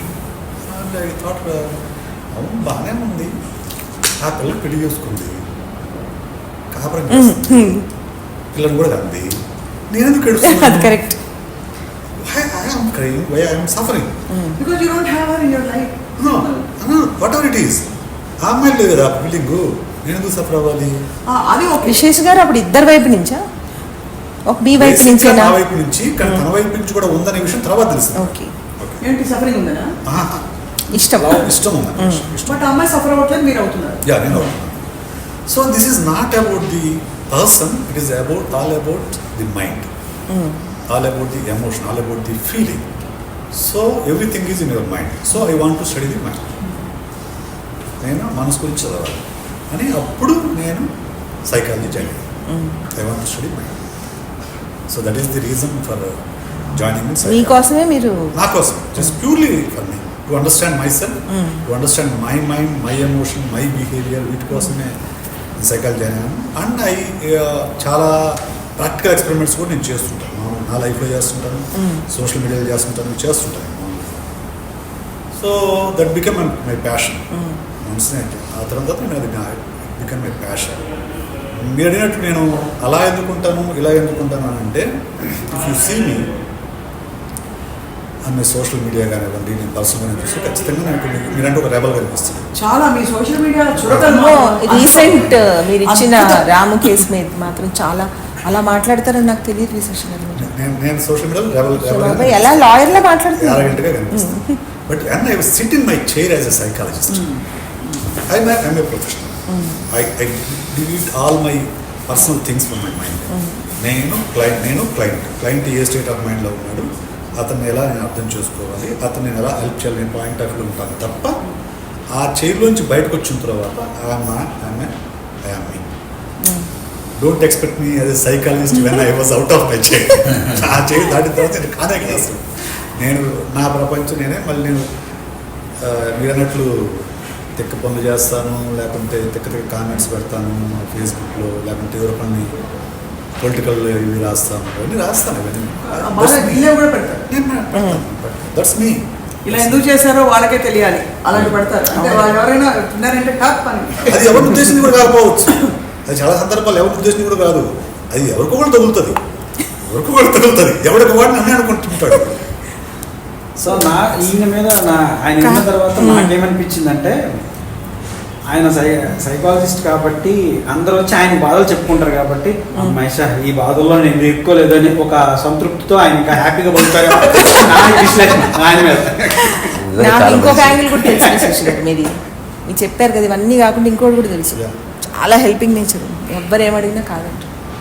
వాడి ముక్కు మొహం తెలియపోయినా సరే అడిగితే ఖచ్చితంగా చేయడానికి ట్రై చేస్తాను. నేను 2 సార్లు అది చాలా నాకు ఇవన్నీ అన్నికన్నా నాకు ఆయనలో ఆ మనిషి నాకు చాలా వెరీ వెరీ ఎంత అంటే ఇలా అడిగిన వెంటనే ఖచ్చితంగా చేసేస్తారు. అంటే అది ఆయన తెలియకుండానే ఎక్కువ ఇన్ఫ్లుయెన్స్ దాని మీద ఇంకేం ఆలోచించరు. చలం నా మీద నా థాట్ ప్రాసెస్ మొత్తం మార్చింది చలం ఎక్కడో ఒక చోట చెప్తాడు, మన దగ్గర ఉన్నది దాచుకోవడానికి సిగ్గుపడాలి కానీ మన దగ్గర లేనిది అడగడానికి సిగ్గుపడాల్సిన అవసరం రాస్తాను. కరెక్ట్, చాలా కరెక్ట్. దగ్గర లేనప్పుడు ఎవరైనా నాకు 10 రూపాయలు కావాలని అడగడానికి సిగ్గుపడాల్సిన అవసరం లేదు. ఎందుకంటే నీ దగ్గర లేని అడుగుతుంది. నీ దగ్గర దాచుకుంటే ఎవరిని అడిగినా కానీ దాచుకున్నావు సరే లేకుండా దాన్ని సిగ్గుపడాలంటాడు. So I strongly believe in that. నాకు నేను చేయలేదు అనుకోండి చేస్తాను. అంటే ఇప్పుడు ఇందాక ఆయన అన్నట్టు ఆయన అన్నారు కదా, చదవడం వేరు, మీరు సైకాలజిస్ట్ అవ్వడం వేరు, మీకు ఆలోచనలు ఉండడం వేరు. ఆచరించే వాళ్ళు అందరూ ఉండరు గారు. ఆచరించే వాళ్ళు ఉండరు. ఎందుకంటే మీరు ఆచరించేస్తారు కాబట్టి ఆచరించని వాళ్ళు ఉంటారా అని అనిపించవచ్చు. కానీ అందులో ఈ రోజుల్లో అసలు చాలా తగ్గిపోయింది. అంటే ఇంకొక ఇక్కడ ఒక మాట ప్రస్తావించాలి. రాము గారు నాకు నచ్చింది యాజ్ ఏ ఫిల్మ్ డైరెక్టర్గా కానే కాదు. ఈజ్ ఎ గ్రేట్ డైరెక్టర్, అందులో no doubt about it. Is a great director. నేను first piece of article Ramanna రాసేటప్పటికి ఆయన కలవలేదు. దాని గురించి నాకు పెద్ద ఒపీనియన్ కూడా లేదు. శివ డైరెక్టర్, గొప్ప డైరెక్టర్, అప్పటికి సత్య ఇటువంటి సంబంధించిన మంచి డైరెక్టర్ అని అంతవరకే నాకు తెలుసు. కానీ I first met him. You can remember the day, December 3rd, 2013. అదే రోజు నరేంద్ర ఇద్దరం ఒకే రోజు 11 years. So we had 4 hours of long conversation. 4 గంటలు మాట్లాడుకున్నాం. I was very interested by his intelligence. Basic ఆ రోజు ఇంప్రెస్ అయింది ఆయన ఇంటెలిజెన్స్కి. చాలా ఇంప్రెస్ అయ్యాను. ఏంటి మనిషి, అదే ఒక ఫిల్మ్ డైరెక్టర్ కూడా ఇంత నాలెడ్జ్ ఉంటుంది. అప్పుడు నేను రామోజీం కూడా చూడలేదు. రామోజీం ఎపిసోడ్ కూడా నేను చూడలేదు. నాలెడ్జ్ ఉంటుందా అప్పుడు. ఆ తర్వాత నేను ఐ స్టార్టెడ్ రీడింగ్. ఆ తర్వాత నేను అసలు నా ఇష్టం బుక్ కూడా చదవలేదు నేను. ఆ తర్వాత నా ఇష్టం బుక్ చదివాను. నా ఇష్టం బుక్ చదవకుండా మీకు రామ మీద అంత ఐడియా రాయడం ఆశ్చర్యం. కానీ మీకు అంటే ఏదో ఒక పాయింట్ పట్టుకుని మీకు అర్థమైపోయింది. That's my my strength is analysis. అంటే మీరు ఆ సైకాలజిస్ట్ కాబట్టి మీకు అది అలా అర్థమైపోయి ఉంటుంది. ఎందుకంటే నా ఇష్టం బుక్ రామోయిజం టాలీవుడ్ ఛానల్ అప్పుడు మీరు వచ్చారు కదా 100 days అప్పుడు మీరు మాట్లాడినప్పుడు నాకు అర్థమైంది. మనకి చాలా చాలా తక్కువ మంది ఉంటారు అంత అర్థం చేసుకున్నాడు. బాగా అర్థమైందని నేను మురళిమోయ అనుకున్నాను అప్పుడు. సో అప్పుడు తర్వాత ఇంకా అబ్జర్వ్ చేయడం మొదలుపెట్టాను. తర్వాత I think I met 3-4 times కలిసాను. ఒక 3-4 years తర్వాత కొంచెం ఫ్రీక్వెంట్గా కలవడం మొదలైంది. Then I understood him as a person. నా ఇష్టం కూర్చున్నప్పుడే రేపు భలే ఉన్నాడు మనిషి అంటే ఒక ఒరిజినల్ థింకింగ్ లాగా అనిపించింది.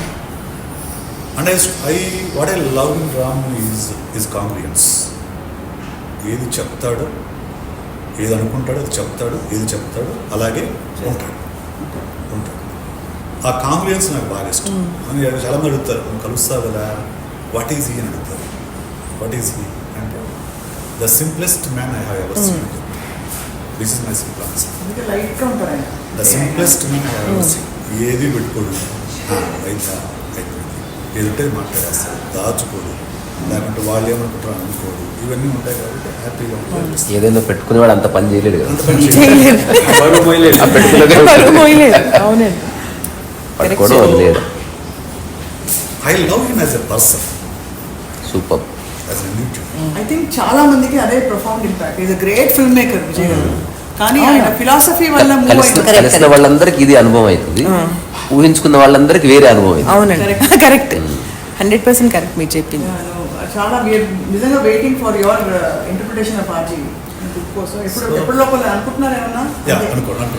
ఇప్పుడు ఏదో January 1st అని అన్నారు, ఎప్పుడు అలా అనలేదా? యాక్చువల్గా నా బుక్ రాకపోవడానికి ప్రధానమైన కారణం నరేంద్ర.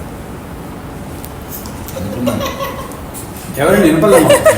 కొంచెం చెప్పండి విశేష్ గారు, కొంచెం గట్టిగా చెప్పరా ప్లీజ్. వీళ్ళందరూ ఒకసారి నరేంద్ర రిక్వెస్ట్ కొంచెం మీ పక్కన వాళ్ళకి వినిపించేటట్టు. ఆయన 1200 పేజీల లాట్ మీకు అడ్డొచ్చేసిందా? అలా కాదు, నేను ఏమన్నానంటే Narendra, this time I have to remember Murugaraju గారు. మురుగరాజు గారు ఎప్పుడు అంటుండేవాడు, విశేష్ గారు మీరు రాయాలంటే you are the person who understood you well. మనుషులు మీరు రాస్తే నేను చూడాలన్నారు, కానీ నాకు ఐఎమ్ సారీ, నా ప్రామిస్ నిలబెట్టుకోలేకపోయాను. అయ్యో అదేం లేదు. ఓకే, సో నరేంద్ర ఎందుకంటే నేను నరేంద్ర ఇప్పుడు ఆయన కోసం నేను మళ్ళా ఇంప్రూవ్ అని నేను చదవలేను, ఇదే డేటా అవుతుంది కదా, దగ్గర కలెక్ట్ చేశావు కదా, ఆ రఫ్ వర్క్ నాకు ఇవ్వు, నేను చూసుకొని దాంట్లో వచ్చి నేను ఏం చేయాలో చేస్తా అని చెప్పాను. అలాగే సార్, ఫినిష్ కావాలి, అలాగే సార్. మీకే ఇస్తాను సార్, మొత్తం మీకే ఇచ్చేస్తాను. ఆ బుక్ పబ్లిష్ కాదు, నాకు మెటీరియల్ ఇవ్వడం. సరే ఇప్పుడైతే ఆయన గురించి నేను పడుచుకోవడం లేదు. సో సైకోబయోగ్రఫీ రాయాలనే ఆలోచన ఐ థింక్ 5-6 years బ్యాక్ వచ్చింది. It is during conversation with Ram వచ్చినప్పుడు వచ్చి generated idea. That idea gave me thrill. ఎందుకంటే ఇప్పటివరకు ఇండియాలో ఉన్న సైకోబయోగ్రఫీ జస్ట్ హ్యాండ్ఫుల్ అండి. గాంధీ మీద, ఇందిరాగాంధీ మీద, ఐ థింక్ ఇంకా 2-3 అనమాట. ఎందుకంటే లేవు. అయితే నేను రాయబోయే పుస్తకంలో ఇప్పటి వరకు ఏ సైకాలజిస్టు, ఏ రైటరు చేయని ఒక ప్రయోగం నేను చేస్తాను. ఇప్పటి వరకు ఎవరు రాసినా, ఏ సైకాలజిస్ట్ ఒక సైకోబయోగ్రఫీ రాసినా కానీ అది ఆఫ్టర్ ది డెత్, లేకుంటే without the interaction with that person interpretations రాశారు. నేను కూడా ఇంటర్ప్రిటేషన్ రాస్తాను. At the same time I have done his IQ test, personality test, his emotional intelligence, everything we have measured scientifically. Scientifically we have measured him, and I will give all those details in the book also. So this is the first psychobiography with authentic psychological report. And we'll call it cluster R. అంతేనా? Cluster R అంటే తెలుసు కదా మీకు, cluster A, cluster B, personality disorder psychology. So అలా cluster R అంటే unique. I'm happy for that because కొత్తదనం బాగా నచ్చుతుంది. నాకు ఇప్పటివరకు వచ్చిన పుస్తకాల్లో నాకు బాగా నచ్చింది కాంత్రిస గారు. బాగా నచ్చిన పుస్తకం, ఈవెన్ నా ఇష్టం కంటే కూడా. నా ఇష్టం ఆయన ఫిలాసఫీ అని రాశారు. కాంత్రీజ గారు మీ బుక్ ఇలా ఓపెన్ చేయగానే ఫస్ట్ స్వప్నది ఉంది కదా, స్వప్నది అయితే నాకు అర్థమైపోతుందిలే అనుకున్నాను. స్వప్న చదవడానికే నాకు టైం పట్టింది. నాకు ఏం అర్థం అయిపోయినా కూడా నేను ఇంక ఫస్ట్ అబ్బా ఎంత బాగా రాశారో బాబోయ్, నాకు ఇది ఎప్పటికి అర్థం అవుతుందో అనుకున్నాను. అర్థం అవన్నీ ప్రవీణ్ అడిగాను. ప్రవీణ్ ఎలా చదవాలో నేర్పించాడు, ఇంకా చదివేశాను. 3-4 సార్లు చదివేశాను. నేను కూడా చదివాను. చేతిరాత్తో రాయడం, ద కోర్ ఫిలాసఫీ చాలా అద్భుతం. ఫిలాసఫికల్ వేలో మీరు ఖచ్చితంగా అద్భుతంగా ఆ పుస్తకం అనేది నాకు బాగా నచ్చిన పుస్తకం. సో ఆ యూనిక్నెస్ ఉండాలని నా ఫీలింగ్. Definitely. మీరు అన్నది కరెక్ట్. అంటే ఇప్పుడు వర్మ గురించి రాసినప్పుడు ఆ యూనిక్నెస్సే కదా మనిషికి నచ్చింది. ఇప్పుడు మా ఇంట్లో మస్తు మంది బంధువులు ఉన్నారు, వాళ్ళ గురించి రాయలేదే. ఈయన ఎవరు, ఇంత టైం వేస్ట్ చేసుకుని ఈయన గురించి ఎందుకు రాయాలి, ఒక్క రూపాయి కూడా వేయలే వర్మ నాకు, అయినా రాసినాం. ఏమి రాదు, టైం వేస్ట్, పేపర్లు వేస్ట్, ప్రింటింగ్ వేస్ట్. కానీ కొంత అప్లిఫ్ట్మెంట్ మనకు కూడా కలుగుతుంది ఆ రాతలో. Actually you see your own mind while analysing another mind. It's like interaction between two unique minds లాగా ఉంటుంది. ఇంకోటి అందులో ఒక చిన్న లైన్ ఉంటుంది, ఒక గుర్రం బురదలో ఉంది, అందరూ బురదను చూసి గుర్రాన్ని వదిలేసిండ్రు, నేను గుర్రాన్ని చూసి బురదలు వదిలేసిన. మీ ఆప్షన్ మీదే. అంటే వర్మ తొడల గురించి మాట్లాడతాడు, కేసు అయింది, అది పట్టుకుంటావు, అది నీ మైండ్ లో ఉంది, అది నీకు ఇంట్రెస్ట్. నాకు అవేవి నేను అసలు చూడటమే లేదు అసలు, అబ్సల్యూట్లీ నో. ఈనాటికి అవి చూడలేదు నేను. ఈ సందర్భంగా నేను ఒకటి రిలీజ్ చేస్తాను మా టెస్ట్లో వచ్చి. చెప్పండి విశేష్ గారు. సో యూజువల్గా వర్మనంగానే అందరూ వచ్చే అర్జున్ అందరికి వచ్చే ఒక ఒపీనియన్ ఏంటంటే, కామన్ మ్యాన్ ఉండే ఒపీనియన్, ఓ తిక్కలోడు అంటే ఓ పర్వట్, ఓ మూకుడు, ఇవే ఉంటాయి. అదర్ సైడ్ ఆఫ్ ది కానీ ఏముంటుంది, ఓ జీనియస్, ఓ థింకర్, ఓ గ్రేట్ డైరెక్టర్, ఈ రెండు ఉంటాయి. These are the two extreme polarities అన్నమాట అనుకుంటున్న opinions. But in testing the top strength of his character is honesty. Correct. అతను ఎలా ఉన్నాడో అలా ఉన్నాడు అంతే. Honesty. ఆయనతో పాటు ఉండేటోళ్ళు ఉంటారు, పోయేటోళ్ళు పోతారు. ఆనెస్ట్ గా ఉండేవాళ్ళండి. They don't look vulnerable, but he's very Very vulnerable. well. He is very vulnerable. అంటే ఆయన ఫీల్ అయితే స్వప్న గారు. రోజు మొహం మీద చెప్పిన సందర్భాలు స్వప్న ఉన్నాయి. గారు. Like what you said, what you did. ఎక్కడో చదివిన ఒక రష్యన్ స్టేట్మెంట్ చెప్తా, దాని గురించి మీరు ఒక వ్యాఖ్య చేయండి. ఆనెస్ట్ గా ఉంటున్నాడంటేనే ఉండడని అర్థం అంట. ఆనెస్ట్ గా ఉంటున్నావంటేనే ఆనెస్ట్ కాదని. That's ఒకటి natural nature. ఒకటి అట్లా కాకుండా నేచరే ఆనెస్టీ ఉన్నది. అంటే సో వర్మ గారు ఆనెస్ట్, అంతే. ఆనెస్ట్ ఉండటం లేదు ఆయన. ఇది అంతే. నా He is honest, అంతే. That is his nature. అంటే అంతే. మనం అంటే ఇప్పుడు ఎలా అంటే మనం మనుషులు 50 ఏళ్ళు వచ్చినాయి ఇలా ప్రవర్తించాలి కదా అని పెద్ద మనిషిలా ఉండాలనుకోవడం వేరు, పెద్ద మనిషి అవడం వేరు కదా. అంటే ఇక్కడ ఒకటండి. Yes, yes. You are Varma right. గారు పెద్ద మనిషి అయ్యారు. చాలా మంది ఏంటంటే పెద్ద మనిషిలో ఉండాలి కదా మనం. నేను ఒక డాక్టర్ని, అలా నేను ఒక ఉండాలి. లాయర్ని, ఇదేంటి ఇలా నేను ఇలా మాట్లాడిస్తున్నానేంటి, అలా కాదు. నేను ఆ సర్దుకుని సో వాట్ మాట్లాడితే అప్పుడే వాళ్ళకి అది అలా అనిపిస్తుంది కదా. సో తను ఏంటంటే అలా ఉండదు. ఆ కింద కూర్చునో లేకపోతే ఆ సోఫా వెనకాల కూర్చునో అంటే fake ఆ identity. నిమిషంలో ఏ యాంగిల్ ఎలా కావాలంటే అలా కూర్చుని వాళ్ళు చెప్పేస్తూ ఉంటారు. సో అలా మీరు చెప్పింది అదే కదా. అంతే. Honest గా ఉండాలనుకోవడం వేరు, ఆనెస్ట్ గా ఉండడం వేరు. ఉండడం. ఆయన ఉండాలనుకోవట్లేదు అసలు, అనుకోరు. ఉండడం లేదు. అదే పర్సనాలిటీ క్యారెక్టర్ స్ట్రెంగ్త్ అంటే ఏంటంటే దట్ ఇస్ హిస్ నేచర్. అది ఫియర్లెస్నెస్ నుంచి వస్తుందండి. Nature. He is utterly fearless. So ఆయన నేచర్ అంతే. ఇంకా అది అంతకు భిన్నంగా ఉండలేడు. దట్ ఈస్ అంతే అంతే అంతే. దానికి భిన్నంగా అతను ఉండలేడు అన్నది ఇప్పుడు తనే చెప్తాడు, చిన్నప్పుడంతా నేను నటించాను అంటాడు. అవును, అందరు నటిస్తారు. చిన్నప్పుడంతా నటించాను నేను, అది కాదు నేనులా తర్వాత అయ్యాను, చిన్నప్పుడు నేను చేసినంతా నటనే అని. 100% ఇక్కడ ఒక కరెక్టే విషయం- అది. అదంతా యాక్టింగ్ ఇక్కడ. ప్రవీణ్ మిమ్మల్ని ఒక విషయం అడగాలి. మీరు ఇడియట్ అని ఎందుకు పెట్టారు? ఇంటెలిజెంట్ జీనియస్ అని పెట్టచ్చు, ఇంటెలిజెంట్ ఇంకోట్ అని పెట్టచ్చు. ఇడియట్ అనేది ఒక సాహసోపేతమైన. Why did you find him to feel well idiot అంటే ఎందుకని అనిపించింది? యాక్చువల్గా నేను నాకు అలాంటి టైటిల్ ఏదో డిఫరెంట్ టైటిల్ పెట్టాలని కోరుకుందండి. కానీ సడన్గా ఒక రోజు నేను పిహెచ్లో ఉన్నప్పుడు, రీసెర్చ్లో ఉన్నప్పుడు వైజాగ్లో నీ బుక్కి ఈ టైటిల్ పెట్టని ఆయన పంపించాడు నాకు. ఇంటెలిజెంట్ ఇడియట్ పెట్టని మెసేజ్ చేశారు నాకు. అప్పుడు నేను బుక్ రాస్తాను కూడా ఇంకా చెప్పాను, నేను రీసెర్చ్లో ఉన్నాను. ఐ థింక్ ఇది 2017 ఆ టైంలో జరిగింది. నేను చాలా ఆశ్చర్యపోయాను, భలే ఉంది టైటిల్, బట్ ఏంటి ఓకేనా అని సరే ఒక పావుగంట ఆలోచించి ఓకే సార్ పెట్టాను. నేను రాసినప్పుడు పెట్టినప్పుడు కదా అని నా పాయింట్ ఆఫ్ వ్యూ. నా రీసెర్చ్ ఇంకో 3 years ఉంది, అప్పుడు కదా చూద్దామని నేను ఓకే సార్ అని పెట్టేశాను. తర్వాత లేటర్ ఆన్ నేను అనుకున్నప్పుడు సార్ ఎలాగో చెప్పారు. తర్వాత కూడా నాకు ఆ టైటిల్లో ఉన్న డెప్త్ అదంతా నచ్చి ఎస్ ఇది రైట్ టైటిల్ అని నేను ఫిక్స్ అయిపోయాను. అలా సాగు పెట్టుకుంటున్నాడా నేను అడుగుతుంది స్వప్న గారు. నాకు కూడా అదే డౌట్. నాకైతే నేను నమ్మట్లేదు అండి, అది నేను నమ్మట్లేదు. ఈడిట్ అనేది ఎట్లా డిఫైన్ చేస్తారంటే అది ఒక్కసారి విశేషంగా అది టైటిల్ బాగుండటం కోసం, క్యాచింగ్ ఉండటం కోసం పెట్టే ఒక క్యాచ్ ఫ్రేజ్ అయితే నో ప్రాబ్లం. ఆ ఈడియట్ అనే ఆస్పెక్ట్ ఎక్కడ చూసారు వర్మ గారు అంటే నేను ఎందుకు ఒప్పుకుంటానో కూడా చెప్తాను. ఏకేమైనా టైటిల్ తో మీరు చెప్పండి. అంటే నాకేమనిపించింది అంటే సమాజం దృష్టిలో ఆయన ఈడియట్, ఎస్. నా దృష్టిలో ఆయన ఇంటెలిజెంట్. ఈడియట్ అంటే మూర్ఖత్వం. మూర్ఖత్వం అంటే నేను ఎందుకు అది ఏకీభవిస్తానంటే దాంతో అపారమైన మేధస్సు ఉండే, దొరికిపోయినా పర్వాలేదు అనే ఒక అమాయకత్వం, ఒక విధమైన నైవిటీ ఉండే ఒక వ్యక్తి ఆర్జీవి గారు. మనందరం ఏదో పెద్ద ముసుగులు వేసుకుని ఉంటాం, పెద్ద అంటే ఒక పెద్దరికం చూపిస్తూ పట్టుబాట్లకి ఇదవుతుంది. ఐ డోంట్ కేర్, నేను నన్ను తిట్టుకుంటే తిట్టుకున్నారు, నేను ఏసు ఫెలోని అనుకున్నా పర్లేదు అని దొరికిపోయే ఆ తత్వం ఏదైతే ఉందో దట్ ఈస్ ఇడియాటిక్. ఎందుకంటే అందరూ హుందాగా హోదా పెరగాలనుకుంటారు, కానీ నేను పడిపోయినా పర్లేదు అని అనుకునే ఏకైక వ్యక్తి నాకు తెలిసి ఆర్జీవి గారు.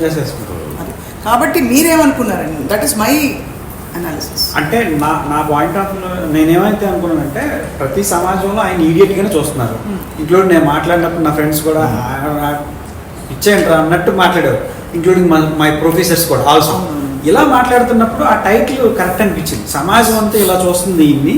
సో నేను ఆయన చెప్పిన టైటిలే ఫాలో అవుతుంది బెటర్ కదా. నాకు కూడా సమాజం దృష్టిలో ఆయన అలాగా, నా దృష్టిలో నా దృష్టిలో ఇంటెలిజెంట్ ఆయన, వీళ్ళ దృష్టిలో ఈడియట్. వీళ్ళిద్దరిని అడ్రస్ చేస్తున్నట్టు ఒకే టైటిల్లో ఉంది కాబట్టి నేను యాక్సెప్ట్ చేశాను.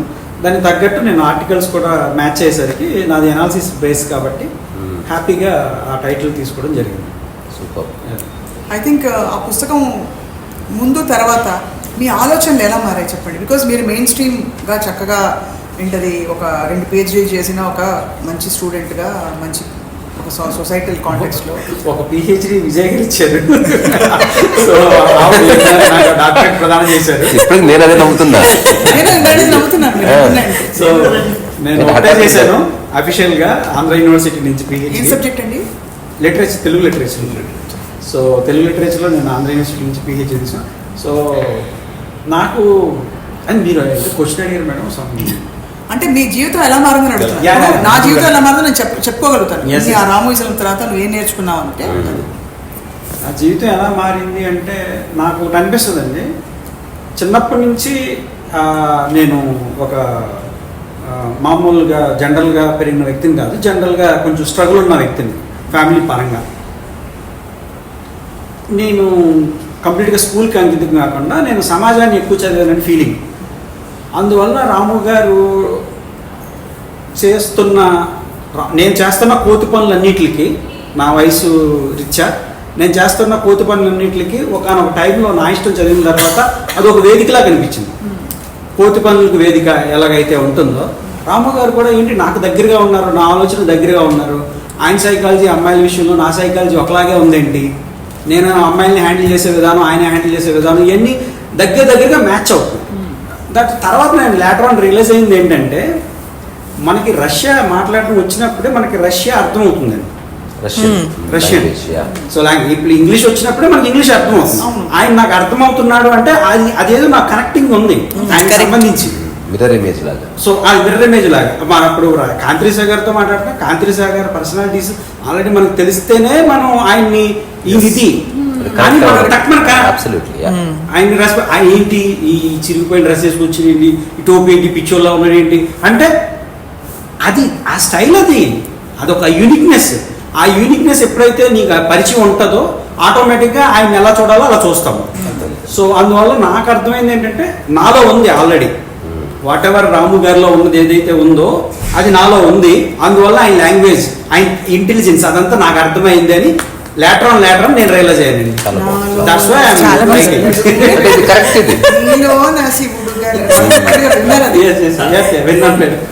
This is right. అంటే కాన్షియస్నెస్ స్వప్న గారు మీరు ఒక సంగీతంలో పాడితే ఆ రాగం తెలిసిన వాడు ఎంజాయ్ చేస్తున్నాడు. That's what is say. Otherwise mirror neurons ఉంటాయి. అవును అవును, మిర్రర్ న్యూరాన్స్. ఆ మిర్రర్ న్యూరాన్స్ అవతల వాళ్ళతో ఈజీగా కనెక్ట్ అవుతాం. మన అలాంటి వాళ్ళు కనెక్ట్ ఈజీ కనెక్ట్ అవుతాం. మైబీ తేడా, తుంబి తేడా, దోనో పిల్కి తేడా, అంతే కదా. 100%. మీకు లేదు ఆ రెబలియస్నెస్ అనేది లేకుంటే ఆ పర్సనాలిటీ ట్రైట్ ఏ ఒకటి లేకుండా కనెక్ట్ కావడం జరగదండి. ఒక వ్యక్తితో కానీ ఒక ఆలోచనతో కానీ ర్యాపో డెవలప్ కావాలి అంటే మీకు సాన్నిహిత్యం ఎప్పుడంటే ఈవెన్ థింకింగ్ పరంగా కూడా ఎక్కడో వచ్చి మన కనెక్షన్ ఉండాలి, ఒక సిమిలారిటీస్ ఉండాలి. అదర్వైజ్ అలా కట్ చేసుకోండి, అలా లేకుండా కూడా చేయలేతున్న ఒకే ఒక మహానుభావం మీ ఒకరి ఇది పిడిది పాయన. లేదండి, నేనైతే ఆవిడలో ఉందని నేను ఫీల్ అవుతాను. ఆవిడలో లేకపోతే అంత బయటకు మనం ఎంత తీసుకురాలేదు. ఫీల్ అయినా ఆవిడ చెప్పాలి అది. అంటే మరి ఆవిడ ఒప్పుకోరు. నా ఒపీనియన్. మామూలుగా అయితే ఆవిడ ఒప్పుకోరు. నా ఒపీనియన్. రాముయిజం అసలు అంటే ఆవిడ స్వప్న గారికి ఒప్పుకోరు. ఆయన ప్రశ్న అర్థం కాదు. మళ్ళీ ఒకసారి చెప్పండి సార్. ఒక అర్థమైంది. అంటే నేను అసలు ఇన్ఫ్లుయెన్స్ అవ్వలేదు, ఇంపాక్ట్ అవ్వలేదు. నేను అంటున్నాను ఇన్ఫ్లుయెన్స్ అవ్వలేదని. ఆయన ఏమన్నారు నాకు అది విశేష్ గారు ప్లీజ్ మళ్ళీ రిపీట్ చేయండి. అదే అదే. ఆయన కాదు కాదు కాదు కాదు. అట్లనే భలేవారే. మీరు దాన్ని లైటర్ వీళ్ళు ఎందుకు మారుస్తున్నారు? అందుకే చెప్పు. నాకైతే అస్సలు కనిపించదు. లేదండి, నేను రాముయిజం. నేర్చుకున్న మౌలిక సూత్రమే ఎవరి నేను ఒక్క మాట నిజంగా మీరు ఒక్క మాట చెప్తా. నేనేమన్నా ఒకసారి మీరు ఇన్ఫ్లుయెన్స్ అయితే మీరు రాముయిజం చేయరు. ఫస్ట్ ఆఫ్ ఆల్ మీరు కౌంటర్ పార్ట్ ఉన్నారు కాబట్టి మీరు ప్రశ్నించగలుగుతున్నారు. Yeah. Beautiful. అది That's a clear. correct analysis. Correct. అంటే మీరు నిజంగా ఇన్ఫ్లుయెన్స్ మీరు చేయలేరు. Yes. మీరు ఆయనకు తాన అనుకుంటే వెళ్ళిపోతారు. Yes. నేను సో మీరు చెప్తున్నదే. పక్కన నిలబడ్డారు. ఆయన చెప్పింది యాక్చువల్గా అదే, బట్ వేరే విధంగా చెప్పినట్టు అనిపించింది నాకు. ఇన్ని సంవత్సరాలు రాములు గారితో జర్నీ చేసినా కానీ ఆ భావజాల ప్రభావానికి లోను కాకుండా మీరుగానే ఉన్న వ్యక్తి మీరు ఎక్కడైనా కనిపించారని చెప్తారు. కరెక్ట్. అలా చెప్పి ఎందుకు ఎడిటింగ్ చేసుకోమన్నారు? మరి మంచిగా ఉంది కదా. యాక్చువల్లీ ఆర్జీవి గారు చెప్పారు అది. ఎవరు Correct. సావు వాళ్ళు చావాలని చెప్తారు. అంటే Correct. నువ్వు ఉన్నట్టు నువ్వు ఉండు. అవును. అదే ఆర్జీవి, అదే రామోయిజం ఎసెన్స్ అండి. అవును, బికాస్ absolutely. మనకి నాగార్జున గారి క్యారెక్టర్లే శివాలో అందరికీ సైకిల్ చైన్స్ ఇచ్చేసి ఆయనలాగే కట్టుకొట్టేస్తే శివ సినిమా రాతారు. ఒక్కొక్క పాత్ర ఉండబట్టే కదా సినిమా మొత్తం శివ సైకిల్ స్టోరీ అయినప్పుడు అది. అంతే. మనకి జేడి క్యారెక్టర్ కావాలి, అమ్మాయి అమ్మ క్యారెక్టర్ కావాలి, అందరూ కావాలి. అవును. నేను ఫస్ట్ టైం స్వప్న గారిని కలిసినప్పుడు చెప్పింది నాతో. నేను అప్పటికే ఒక 50-60 ఎపిసోడ్స్ అయిపోయాకనే కలిసాను. నేను కలిస్తే నేను రామోయిజం చేస్తాను కానీ రాము గారు ఆ భావజాలాలు నాకేమీ నచ్చవండి, నేనేం మ్యాచ్ అవ్వనని చెప్పేసి నేను వేరేగా నాకు పిల్లలు ఇష్టం, ఫుడ్ ఇష్టం, ఎంజాయ్ చేయడం ఇష్టం, ఫ్యామిలీ ఇష్టం, నాకు దేవుడు అన్ని చెప్పేసింది. నాకు దేవుడి ఫ్యామిలీ ఇష్టం, ఇష్టం, దేవుడి ఇష్టం, కర్ణాటక సంగీతం. కర్ణాటక సంగీతం ఇష్టం. మన ఇద్దరం ఒక పాట Class. పాడదాం కలిసి. ఏమండి? మన ఇద్దరం ఒక పాట పాడదాం కలిసి. అవునా? లాస్ట్ లో పాడదాం. క్లాస్ లో కాదు కాంతరీష గారు, నేను సో అక్కడ మేము కనెక్ట్ అయిపోయాం. ఎప్పుడైతే నేను రాము గారితో ఎపిసోడ్స్ చేసి చరిత్ర సృష్టించిన అమ్మాయి, చరిత్రలో ఉండిపోయే అమ్మాయి, నేను అసలు అది ఫాలో అవ్వను, నాకు అసలు అది నచ్చలేదని చెప్పేసింది అప్పుడే. సూపర్ అసలు. ఇంకా అంతకన్నా గొప్ప క్యారెక్టర్ అంతే ఉంటుంది. clear. నాకు దేవుడు ఇష్టం అంటే చాలా, నాకు చాలా ఇష్టం దేవుడు. కాదండి. అదే అర్థం చేసుకుంటేనే కదా మరి ఫాలో చెప్పేది అవ్వకూడదు. కదా, రాము చెప్పేది. అదే. ఎవరు ఎవరిని ఫాలో అవ్వాల్సిన అవసరం అవును, లేదు. అవును. ఎవరి దారి వాడికి ఉంటుంది, ఎవరి ఫిలాసఫీ వాడికి ఉంటుంది, ఎవరి జీవితం వాడికి ఉంటుంది. కానీ నాకు ఇక్కడ ఆశ్చర్యం ఏంటంటే ఈ కాంబినేషన్ లో రాము గారిది స్వప్న గారిది ఆవిడ నచ్చని ఐడియాలజీ అయినా ఆవిడ ఎక్కడ ఇసుకు చెందకుండా ఎక్కడ ఆయన రిగ్రెట్ అంటే మనం పడన వాళ్ళతో మాట్లాడడం. నేను గమనించిన ఒక్క పాయింట్ చెప్తా. అది మీరు మీ అనుభవంలోకి వెళ్ళి చెప్పండి. You are actually enquiring him. Yeah. మీ హోల్ పర్పస్ అది. You are not interviewing him. Enquiring nature ఉంది కాబట్టే అది సస్టైన్ అయింది. ఊరికి ఇంటర్వ్యూర్ అయితే బోల్డ్ అంతమంది ఇంటర్వ్యూ చేస్తారు, ఏదో ఒకటి అడగడం. ఆ ఇంటర్వ్యూ అయితే అసలు ఇన్ని ఎపిసోడ్లు ఇంత ఇంటెన్సిటీ రాదు. ఏం మాట్లాడతారండి? అదే మళ్ళీ అంటే ఒక కామన్ గ్రౌండ్ లో ఇద్దరు నిలబడే ప్రయత్నం చేయడం అనేది చాలా నేను సాధ్యం. చెప్తాను. నేను నా ప్రాక్టీస్లో భాగంగా చాలామంది క్లయింట్స్ నా దగ్గరికి వస్తూ ఉంటారు కదా. ఆ సంభాషణ ఎక్కడో ఒక చోట ఎవరో ఒకళ్ళు నాకు ఈ మధ్యకాలంలో ఒక అతను కలిశాడు. అతను హైదరాబాద్లో సాఫ్ట్వేర్ కంపెనీ ఓనర్. అతను పర్సనల్ డిస్టర్బెన్స్, ఫ్యామిలీ డిస్టర్బెన్స్ ఆయన కౌన్సిలింగ్ కోసం వచ్చారు. వచ్చిన తర్వాత first session, second session, third session ఏమో నాకు అసలు ఏ ప్రాబ్లం ఉన్నా కానీ రామోయిజం చూస్తాను. నేను ఏదో ఎపిసోడ్ పేరు చెప్పాడు. ఫియర్ మీద ఎపిసోడ్ ఒకటి, చిరాకు మీద ఎపిసోడ్ ఒకటి నేను చూస్తుంటాను అని. ఆయన ఇదని ఏమంటాము ఎక్సెల్ షీట్ ఎంత బాగా తయారు చేశారంటే, ఒక ఎపిసోడ్లో ప్రధానంగా ఏం చెప్పాడు, దాంట్లో ఏం ఆచరించాలి, అవి ఎప్పుడు దాన్ని ఫేస్ చేశాడు, ఎప్పుడు ఆచరించాడు, ఎక్సెల్ షీట్లో పెట్టుకుని ఆయన మొత్తం కూడా. Really wonder to see. అంటే డిఫరెంట్ పర్సన్. ఆయన ఈజ్ అరౌండ్ 50 years, 50+ ఆయన. నేను చిన్నపిల్లడేం కాదు. ఒక 100 మంది 200 మంది ఎంప్లాయీస్ పనిచేస్తున్న కంపెనీ ఓనర్. నాకు నచ్చింది ఎక్సెల్ షీట్. చక్కగా ఒక్కొక్క ఎపిసోడ్ ఏదో ఇంపార్టెంట్ పాయింట్స్ ఏమిటి, నేను ఎక్కడ అప్లై చేసుకోవాలి, ఎన్నిసార్లు అప్లై చేశాను, ఇవన్నీ రాసుకుంటూ వచ్చాను. సూపర్. రాము ఆల్సో. ఓకే. ఆయన పేరండి ప్రభాకర్. సార్ మా లక్ష్యం సార్, జీవిత లక్ష్యం సార్ రాముగారు ఒకసారి చూడాలి. ఎంతమంది తెలుస్తారు తెలుసా? నాకు అనిపిస్తుంది ఎంత అదృష్టం ఉంటే ఇవాళ రామ్ గోపాల్ వర్మ గారి ప్రపంచంలో మనం ఎక్కడో ఒక డైరెక్ట్గా మనిషిని కలవడమే కాకుండా ఆయన ఐడియాలజీ ఎంతమంది నన్ను అడుగుతారు ఒక్కసారి కల్పిస్తారా అని. నాకేదో ఎక్కువ యాక్సెస్, నేను ఎప్పుడు యాక్సెస్ నేను తీసుకొని ఇవ్వను. నేను యాక్సెస్ ఇచ్చినా రాము గారు నేను తీసుకోను. నేను ఎప్పుడు విసిగించను, అడగను. ఎప్పుడు ఒక పరిధి దాటి నేను లిబర్టీస్ తీసుకోను. ఎవరైనా నాతో అడిగితే కూడా నేను అడగను. నో రికమెండేషన్స్ నాకు. బట్ ఇప్పటి వరకు నేను ఒక్కళ్ళు తీసుకురావడం చూడలేదు స్వప్న. ఎందుకంటే తీసుకురాలేదు. ఆ బ్యూటీ అక్కడే ఉంది. That is the thing. And also మీరు అన్నారు కదా ద్వైతము సుఖమా అద్వైతము సుఖమా. ద్వైతం అంటే నువ్వు అక్కడ ఉండు, నేను ఇక్కడ ఉంటా. అది ద్వైతమే సుఖం నాకైతే ఈ విషయంలో ఖచ్చితంగా. సో ఇక్కడ I want to ask you Prakash గారు, ఇప్పుడు ఇంతమంది పుస్తకాలు రాసేసాక మళ్ళీ మీరు ఎందుకు సాహసిస్తున్నారు? యాక్చువల్గా మేడం నేను నాకు పుస్తకం రాయాలని ఆలోచన ఈరోజు వచ్చింది కాదు.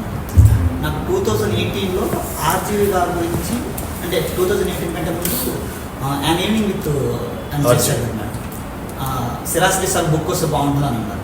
వస్తుందేమో 2 రోజులు కొద్ది రోజులు వెయిట్ చేశాను, బట్ రాలేదు.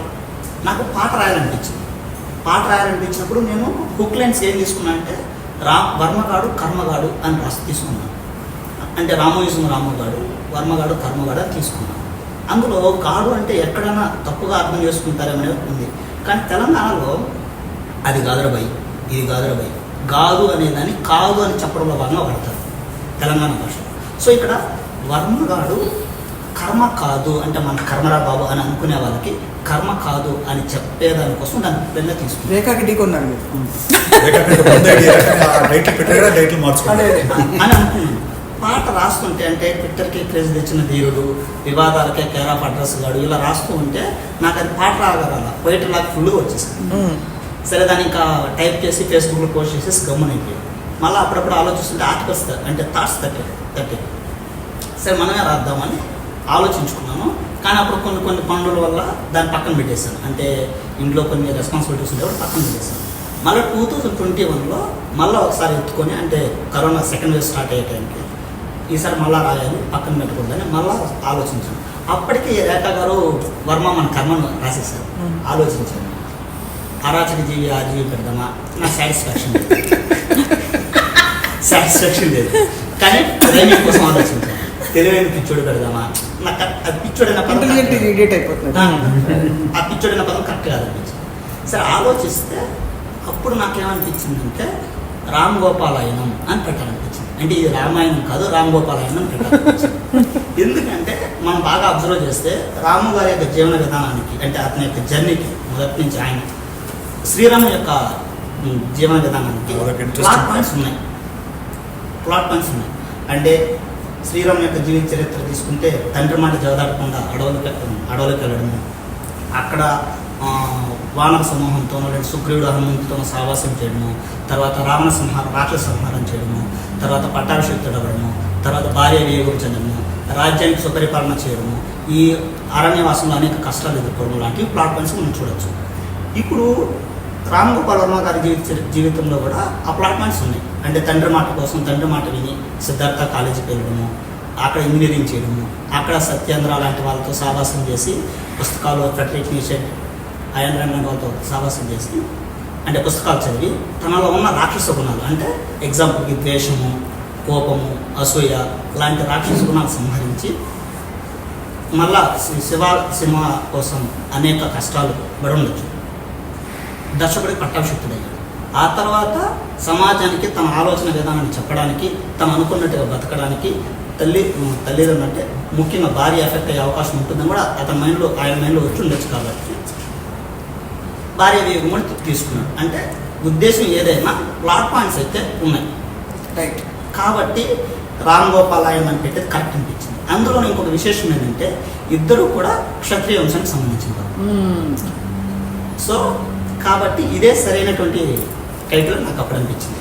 అంటే విచిత్రం ఏమంటే నాకు ఫస్ట్లో ఆర్జీవి గారి సినిమాలు అప్పుడు ఎక్కేవి కదా, ఒక శివార్త చిన్నప్పుడు. సాక్షిలో ఫండేలో ఫస్ట్ పేజ్లో ఆర్జీవి గారి గురించి ఒక ఏదైనా ఇంటర్వ్యూస్ వచ్చినప్పుడు నేను చూడకుండా పక్కకి తిప్పేసేవాడిని. అంటే నాకు అనిపించేది ఏంటంటే ఆర్జీవి గారి గురించి అర్థం చేసుకోవాలనుకుంటే వాళ్ళకి అంత ఇంత ఆలోచించే శక్తి ఉండాలి అని నేను నమ్ముతాను. ఆలోచించే శక్తి లేకపోతే ఆర్జీవి గారు అర్థం కాదు. ఎందుకంటే నేను ఇంటర్మీడియట్ వరకు ఒకలాగా ఉన్నాను, ఇంటర్మీడియట్ నుంచి ఒకలాగా ఉన్నాను. అంటే ఇంటర్మీడియట్ ముందుకు నేను డైలీ పూజ చేసేవాడిని, గుడికి వెళ్ళేవాడిని. స్నానం చేసి 10-11 స్నానం చేసి పూజ చేయని తినేవాడిని కాదు, అలా ఉండేవాడిని.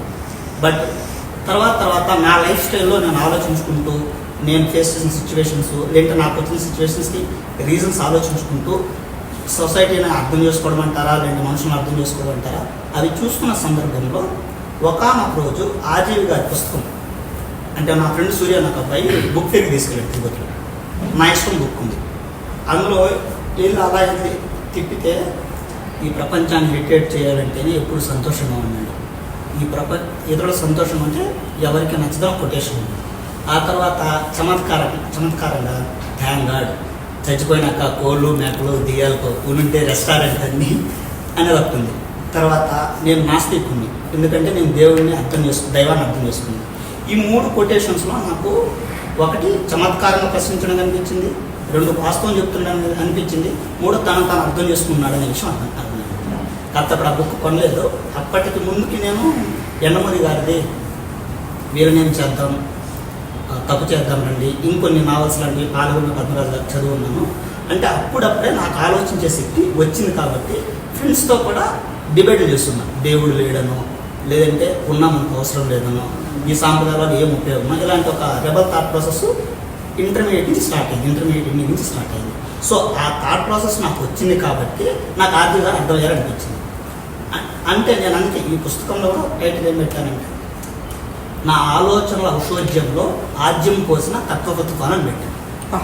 అంటే నాకు ఆల్రెడీ ఆలోచన లేకపోతే నాకు అర్థం ఏమి కాదు, తుఫాన్, అందుకని తుఫాన్, అందుకని అది పెట్టాను. సో ఆ విధంగా నాకు ఆర్జీవి గారి గురించి అలా అర్థం చేసుకునేటువంటి, యాక్చువల్గా రామోజీలో వెబ్ సిరీస్ ఉంటుందని నాకు తెలియదు. నేను చదువుకుంటున్న టైంలో ఒకరోజు అనుకోకుండా జాతీయ ఎపిసోడ్ లాస్ట్ క్లైమాక్స్ చూశాను. అందులో ఆర్జీవి గారు జ్ఞానానికి ఎంత విలువిస్తున్నారో, తను నమ్మిన సిద్ధాంతానికి ఎంత ప్రయారిటీ ఇస్తున్నారో అర్థమైంది. అంటే అక్కడ ఒక ప్రమాదం జరుగుతుంది, దెయ్యం ఉంటుంది అని చెప్పినా నేను వెళ్తా, ఉంటుందన్న నమ్మకంతో నేను చనిపోవడం కన్నా వెళ్ళి ఒరవరే ఈ రోజు నేను అజ్ఞానంలో ఉన్నానని తెలుసుకుని చనిపోతే అట్లీస్ట్ నేను జ్ఞానం తెలుసుకున్నాను అవుతాను అనేది ఉంటుంది. అక్కడ మళ్ళీ ఆ ఎపిసోడ్స్ ఎప్పుడో అసలు తెలియదు కాబట్టి ఫ్రెండ్స్ ఇంటికి వెళ్ళి ప్రయత్నం చేస్తే కుదరలేదు.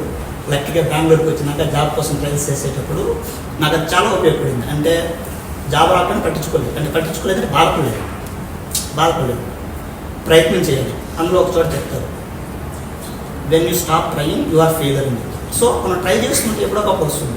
అంటే చాలా విషయాల్లో నేను అలా అప్లై చేసుకోగలిగాను. అంటే ఫుడ్ విషయంలో కావచ్చు, ఏదైనా ఒక ప్రాబ్లం వస్తే బాధపడకుండా ఉండడం కావచ్చు. అవతల ఫర్ ఎగ్జాంపుల్ సార్ చెప్తా ఉంటారు, అవతల వాళ్ళు ఎవరైనా మోసం చేస్తే నేను ఆల్రెడీ నమ్మేవాడిని. నన్ను ఎవరైనా మోసం చేశారంటే అది నా తప్పు, నేను గ్రహించలేకపోయాను కాబట్టి అది నా తప్పు. ఇంటర్మీడియట్లో నేను ఫేస్ చేసిన దాన్ని బట్టి నేను నమ్మేవాడిని, అది వాళ్ళ తప్పు కాదు నా తప్పు అని. మా కజిన్స్తో వాళ్ళతో చెప్పేవాడిని, ఆంటీస్తో వాళ్ళతో కూడా వాళ్ళని అనబడలేదు మనము, అది మా ఇంట్లో వాళ్ళ తప్పని అనుకునేవాడిని. సో ఇక్కడ ఆయన వాళ్ళు అలానే ఉంటారు, చేస్తారు అన్నప్పుడు మనం ఎలా ఆలోచించాలో అర్థమవుతుంది. వాళ్ళు అలా చేయడం తప్పు కదా అంటే మనం కరెక్ట్ చేసుకోవాలని అనిపించింది. అంతే, కరెక్ట్ పాయింట్. ఇప్పుడు నాకు ఏమర్థమైంది చెప్పనా ప్రకాష్, నేను ఒకటి చెప్తాను. ప్రకాష్ మాట్లాడేశాక నాకు ఏమర్థమైందంటే, తన నరేషన్ విన్నాక ఇక్కడ ఉన్న అందరు అద్భుత రచయితలతో పాటు ఇంకొక అద్భుత రచయిత వచ్చేసింది. ఇక్కడ అందరూ అద్భుతమే, ఇంకో కొత్త అద్భుతం. మనం ఆల్మోస్ట్ దగ్గర గంటన్నర పైన మాట్లాడేసాం. ఓకే, దీనికి అఫ్ కోర్స్ దీనికి పరిధులు లేదు, ఏమి లేవు, కానీ అయినా కూడా ఐ థింక్ అందరి contribution is a very exciting contribution. ఒక కొత్త అదే ఆలోచనని మళ్ళీ మనం ఎలా అయితే ఇంకొక కోణం నుంచి ప్రజెంట్ చేస్తామో, అటువంటి మీరందరూ చేసిన కృషికి ఫస్ట్ ఆఫ్ ఆల్ అందరికీ నమస్కారాలు, కంగ్రాచులేషన్స్.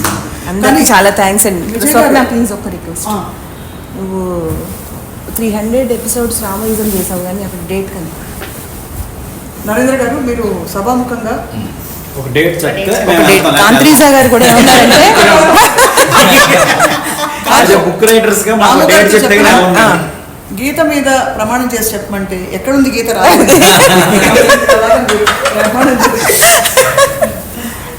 అలా కాదు, నువ్వు ప్లీజ్ అలా చెప్పు. నరేంద్ర, మీ పుస్తకం కోసం అంటే మనకి ఒక వీడియో ప్రూఫ్ కావాలి, వీడియో ఎవిడెన్స్ కావాలి. విశేష్ గారు మీరు కూడా ప్లీజ్. నేను అంటే కాదు ప్లీజ్. ఇప్పుడు ఇప్పుడు రేఖకు చెప్పామనుకోండి పోన్లేండి మేడం వచ్చినప్పుడు వస్తుందండి ఎందుకు నరేంద్ర గారిని ఇబ్బంది పెట్టడం అంటే ఆయన పుస్తకం ముడిపడి లేదు, లేదు, లేదు, ఇప్పుడు కాదు. లేదు, ఇప్పుడు ఆయన నేను పట్టుకోవట్లా. నరేంద్ర గారు మీరు ఇప్పుడు ఆయనకి మెత్తోయండి ఆయన అయిపోయిన తర్వాత అది వస్తుంది. ఉన్నమ్మా పెడతా టైప్ లో అది అయిపోతుంది. చెప్పండి నరేంద్ర ఏదో డేట్ చెప్పండి. December 1st అండి ఈ ఇయర్ 2025. 25 అంటే 1 year 25 అంటే ఈ ఇయర్ అయిపోయింది కదా. December 1st 2025 నరేంద్ర రాసిన కాదు December 1st ఉందా లేదా అంటే ఏ 31st నాడు కన్ఫ్యూజ్ చేయొచ్చు కదా అలాగా. 31st చెప్తే ఆవిడ అదే చెప్తాను. ఓకే. అంటే నాకు అందుకే డౌట్ వచ్చి అడుగుతున్నాను. December 3rd అయితే పుష్కరం అవుతుంది మనం కలిసి. ఏమండి, నాకైతే ఆయన బుక్ ఓ టైటిల్ వచ్చిందండి. ఇప్పుడు మైత్రిలో 8 వసంతాలను ఒక టైటిల్ ఒక సినిమా అవుతుంది. ఈ 8 సంవత్సరాలు వేసాడు అదే టైటిల్. 12 సంవత్సరాలతో 8 కాదమ్మా బుక్ పేరు 13 అప్పటికి 13 అవుతుంది. అప్పుడు 11 అవుతుంది మేడం. 11 సంవత్సరాలు బుక్ పేరు. December 13th కి ఎలా అవుతుంది December శేష్ గారు ఎప్పుడు స్టార్ట్ అయిందో నాకు తెలుసు కదా. మేము కలిసి 13 లో అయిందండి. మీరు కలిసింది కరెక్టే. బుక్ స్టార్ట్ అయింది 2013. 13. అదే నేను చెప్తున్నా. 11 years అయిందండి ఇప్పుడే. నేను చెప్తున్నదే నెక్స్ట్ ఇయర్ కి 12 years అవుతుంది. మీరు అలా డిసెంబర్ అంటే అలా చాలా డిసెంబర్ లో పుష్కరం చూసేస్తాం. అవుతుందంటానండి. అందుకని. అది కాబట్టి December 1st కోసం అంటే అప్పుడు December 1st 2025 అని చెప్పండి. మళ్ళా. December 1st 2025 Narendra Baahubali is going to release the Baahubali of all Baahubali అనేది నేను ఒప్పుకుంటాను కరెక్ట్. Yeah. ఖచ్చితంగా అది బాహుబలి అవుతుంది. అంత అది నేను గ్యారెంటీ ఇస్తున్నాను. అంతే. అంత వాళ్ళు కూడా అసలు 100% అది బాహుబలి రాకపోతే ఏంటి మాకు అది కూడా చెప్పండి. కాకపోతే ఆయన బలి చెప్పా కదా.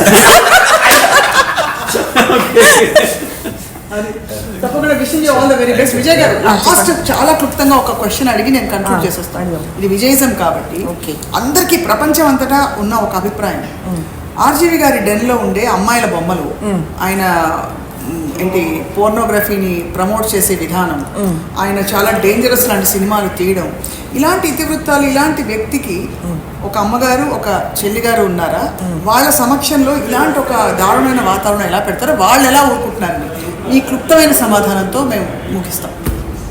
అమ్మ నాన్న అమ్మ చెల్లెలు ఎవరికైనా ఇష్టం ఉంటుంది. మీరు అలా కాదు కాదు. మీరు ఎలా ఆమోదిస్తున్నారు వాటిని? మేము ఆమోదించడం అంటే అది సౌందర్య ఆరాధన. పువ్వులు ఆకులు వస్తువుల్ని ఎలా ఆరాధిస్తామో వాళ్ళు అమ్మాయిలు కూడా అలా ఆరాధిస్తారు. అంతే అది ఇంటెన్షన్ కాదు, ఇట్స్ ఓన్లీ అన్ యాక్షన్ అంటే. అంతే మన ఆరాధన. ఇప్పుడు మనం సినిమాల్లో హీరోని చూసి అబ్బాయి ఎంత బాగున్నాడో అనుకుంటాం, అమ్మాయిని చూసి ఎంత బాగుందో అనుకుంటాం. అలాగే అమ్మాయిని ఏనాడు మీకు ఎప్పుడు ఈ సంఘర్షణ రాలేదు మీకు కానీ అమ్మగారికి కానీ? అస్సలు right. Thank you for that very honest open answer and మీ అందరికీ wishing all the very best. Thank you very much. And ఆలోచనలకి పదును పెట్టుకుంటూ అలాగే కొత్త కొత్త విషయాలు మాట్లాడుతూ విజయజం ఇలాగే కొనసాగుతుంది. Thank you all for watching. Will be back with a fabulous new episode very soon.